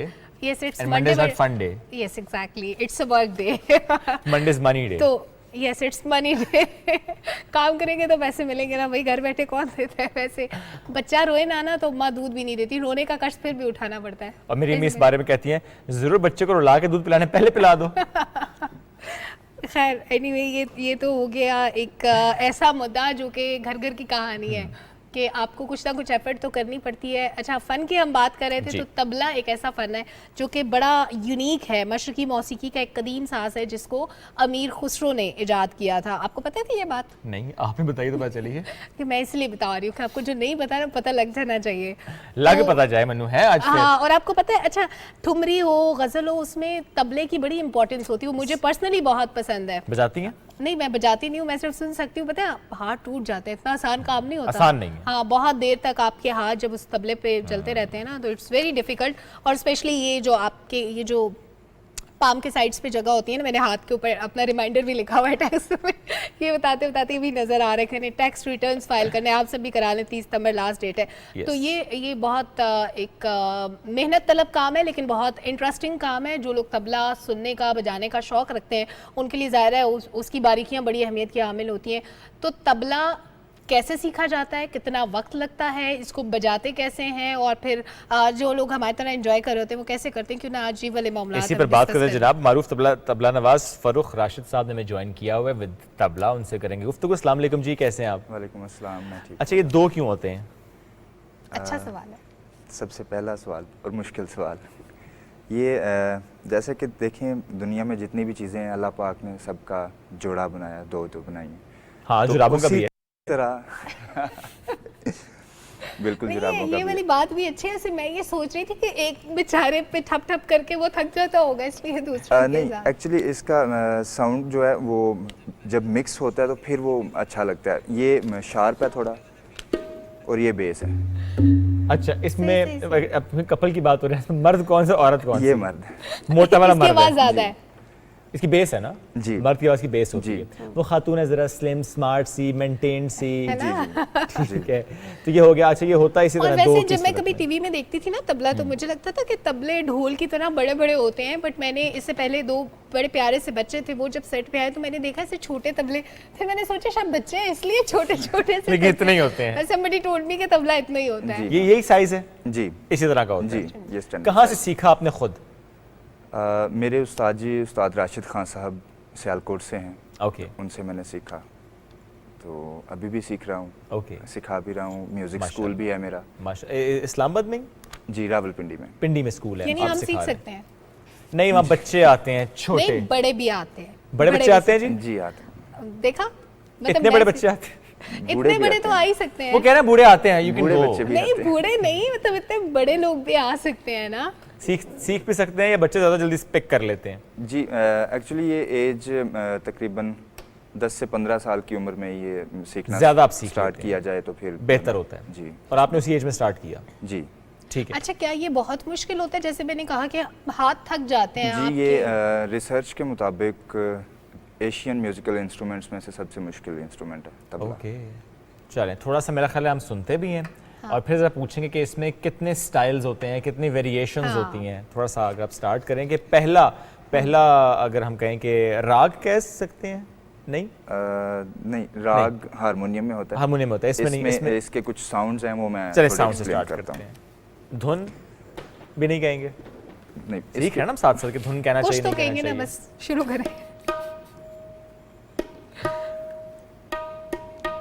जैसे मैंने आपको बताया कि नर और मादा है। ठीक है। तो मादा में बेसिक जो एक बिगनर्स को छोटे लेवल के बच्चे को सिखाया जाता है, जब स्टार्ट करवाया जाता है तो 5 बोल इसमें बताए जाते हैं। वैसे तो बोल इसके साउंड जो हैं। ठीक है, 5 बोल। ओके जी।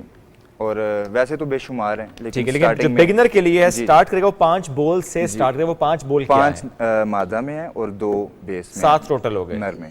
जी, इसमें है ना, बिल्कुल साइड पे ना, उसके बाद ता विद दिस फिंगर ना। यस। ओके। ता ये ना भी इसी के ता साथ। जी। और ये ते इन दोनों के साथ ते। ओके, ना ता ता, ना ता ते। ओके, ना ता ते ते ते तू, ना ता ते तू तू ते तू तू जी। ना ता ते टू टू नहीं, क्या ना ता ते तू? आज आप सीख जाएंगे मेरे ख्याल हाँ, से। तो वही आखिरी क्या थी? ना ता ते तू, बताए ना 5 ना ता ता ते ता। हाँ, ता तो हो गया ना। ना ता ते ते ते ते ते तू तू। और बेस में इसमें उसमें क्या था? 2 हैं, घे घे और के। घे घे के घे के जी, घे के घे के। Let's start now. नाता ते थी टू घे के। तो इसी तरह हम ता और घे को मिला के बजाएंगे। ये अकेला है तो ये ता है, ये अकेला बजेगा तो ये घे है। अब दोनों इकट्ठे हो जाएंगे तो ये एक नया साउंड क्रिएट करेंगे, धा धा। ओके, ये आपने ता और घे को मिलाया है जी, तो घा बन गया। धा धा, ता और घे धा धा धा जी। तो चले मैं एक पंजाबी स्टाइल चले थोड़ा सा आपको कहरवा 4 बीट्स सुनाता हूँ। अच्छा, ये पाउडर भी लगाना जरूरी है जिसके ऊपर। ठीक है। जॉनसन हो तो that is very good. Prickly heat हो तो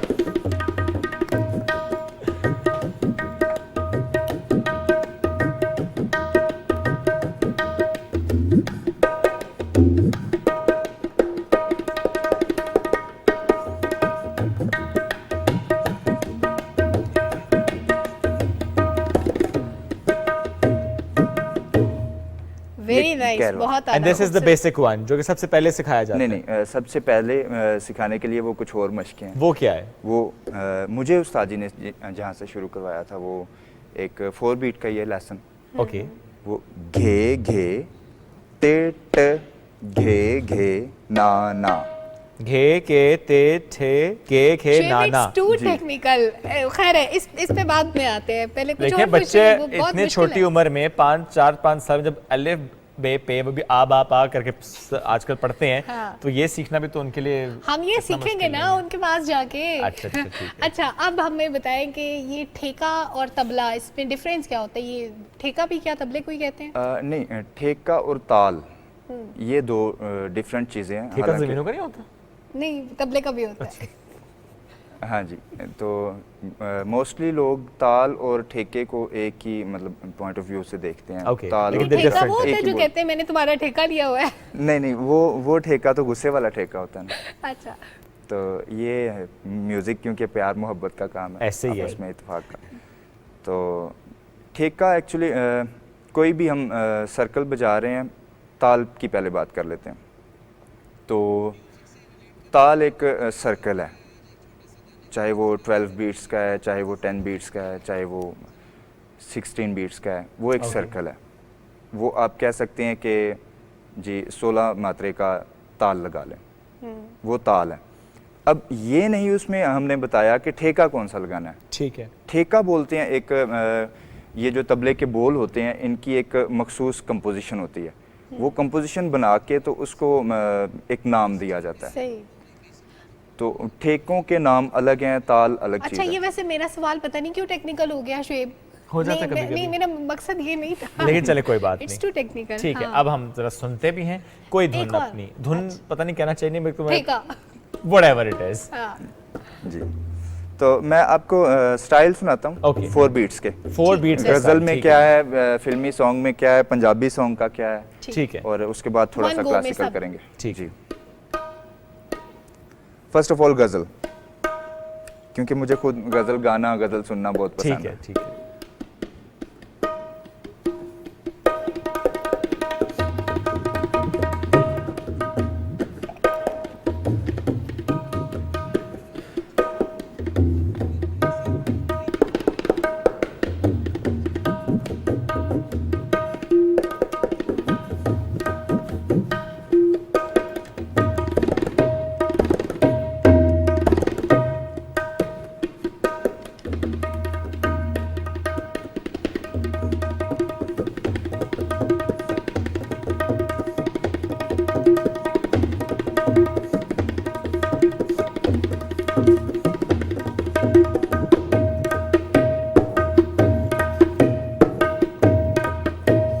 ये हो गया गजल स्टाइल। गजल स्टाइल हो गया जी। अभी पंजाबी स्टाइल वो मैंने आपको अभी पहले भी थोड़ा सा सुनाया था, फिर सुना देता हूँ।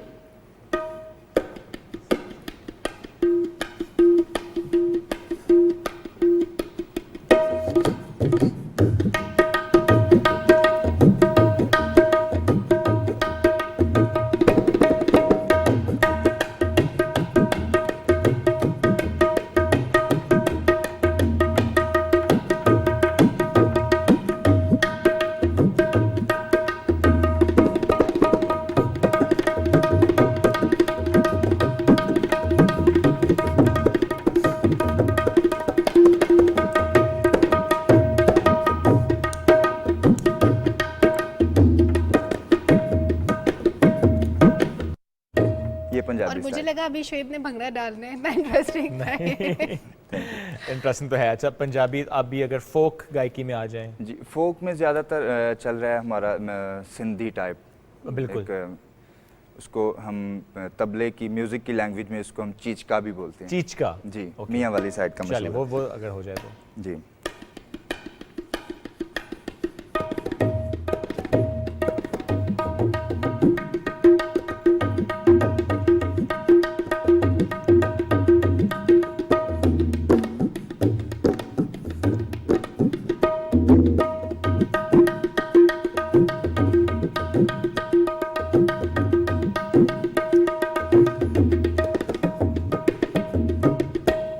और इसी को अगर हम बलोची स्टाइल में लेकर जाएंगे तो बदलेगा? जी, बलोची बिल्कुल वो हो जाएगा। वो किस तरह होगा? एक्चुअली वो स्टाइल के साथ साथ उसकी बीट्स भी चेंज हो जाएंगे। ये 4 बीट है, वो 6 बीट में आ जाएगा। वो भी थोड़ा सा अगर हो जाए। जी।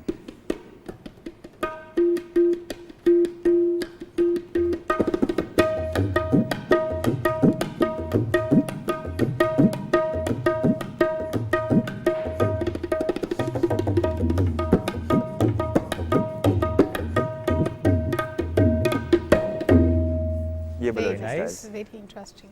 और इसी तरह अगर हम केपी में दाखिल हो जाएं और वहाँ की म्यूजिक में तो जी, उसमें भी वो 7 बीट है उसका अच्छा, कल्चरल beats जो बढ़ रही हैं। जी कल्चरल जो उनकी बीट है वो ज़्यादा तौर पे 7 बीट में करते हैं। ओके वो भी सुनाता हूँ आपको थोड़ा।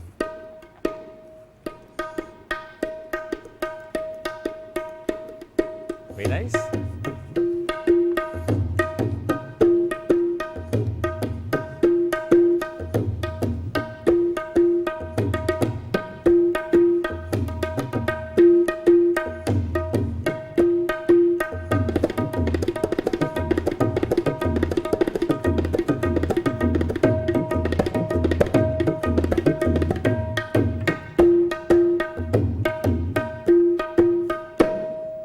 हम इसे वो रिवाइव कर रहे हैं या कि ये गुम होता जा रहा है?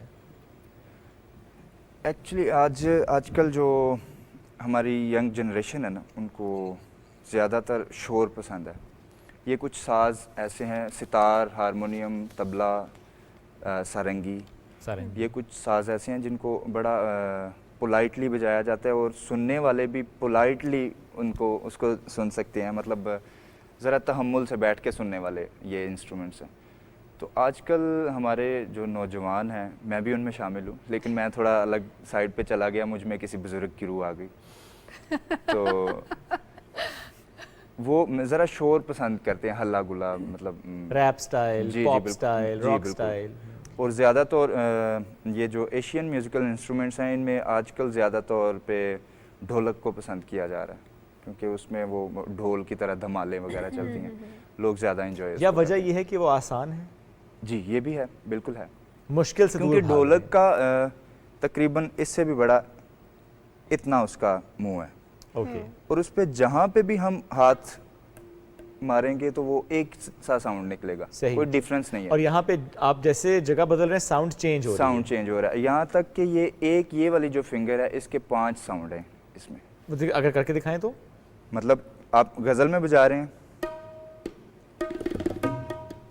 ये चीज यूज हो रही है, ठीक है, ये वाला पोर्शन यूज हो रहा है। अभी यानी हाथ के मुख्तलिफ हिस्से, पूरा हाथ यूज होता है? जी, ये वाली फिंगर, अभी ये और साउंड हो जाएगा, ये यूज हो रहा है। अब देखें आप, फिंगर वही है लेकिन फिंगर का एरिया चेंज हुआ, साउंड बदल गए, हालांकि उसकी जगह वही है जहाँ पे आप जी, यहाँ पे ये आएगा, ये ना हो जाएगा, ये ता हो जाएगा, यहाँ पे टे हो जाएगा। जो साइड पे जो स्ट्रैप्स हैं, क्या इनको लूज या टाइट करने से भी इसकी साउंड में डिफरेंस आता है? जी बिल्कुल। ये सुर जैसे हारमोनियम के सुर है ना, 7 सुर हैं, सा रे गा मा पा धा नी सा, वैसे जैसे जैसे सुर ऊपर जाएगा इसको टाइट करके उसके साथ मैच, इसके साउंड को उसके साथ मैच करना पड़ेगा। तो जैसे जैसे मतलब कोई सिंगर हैं वो सी शार्प से गा रहे हैं तो इसको थोड़ा लूज़ रखना पड़ेगा, वो डी शार्प से गाना शुरू हो गए हैं तो इसको फिर हमें टाइट करना पड़ेगा। टाइट करने के लिए ये चीज़ें नीचे करनी पड़ेंगी, इसको हम गट्टियाँ बोलते हैं। गट्टियाँ? जी, इनको नीचे करेंगे, ये टाइट हो जाएगा तो इसका मतलब टोन जो है वो और बारीक हो जाएगा। और ये आप करते हैं डिफरेंट इवेंट्स में? जी करते हैं बिल्कुल। यहाँ पे तो मैं एक लेके आया हूँ क्योंकि मुझे कहा गया था कि तबले की परफॉर्मेंस कम ही होगी, वरना मेरे पास 3 से 4 होते हैं। ओके, और ज़रा हर एक का फिर उसकी वेरिएशन डिफरेंट है, उसकी फील भी डिफरेंट है। थैंक यू सो मच जी, साथ मौजूद थे। और ज़रा आप इस फ़न को ज़िंदा रखने वालों में से हैं, इस यंग एज आप इसमें कुछ कह रहे हैं कि आपने बड़ा अच्छा जुमला कहा कि मुझ में किसी बुजुर्ग की रूह आ गई थी कि जनरली अब यंग लोग वही हम देखते हैं गिटार है या कुछ 2-4 इंस्ट्रूमेंट है उसी पे फोकस है। मुझे तो अपनी रूह भी बुजुर्ग लगती है वैसे। नहीं लगती की क्या बात है, लगती की क्या बात है नहीं, बुजुर्ग है नहीं है। अच्छा जी, ठीक है जी। मेरा ख्याल वक्त का खत्म, बाकी शरारतें करेंगे कल। बहुत सा ख्याल रखिए, अल्लाह हाफिज़। अल्लाह हाफिज़।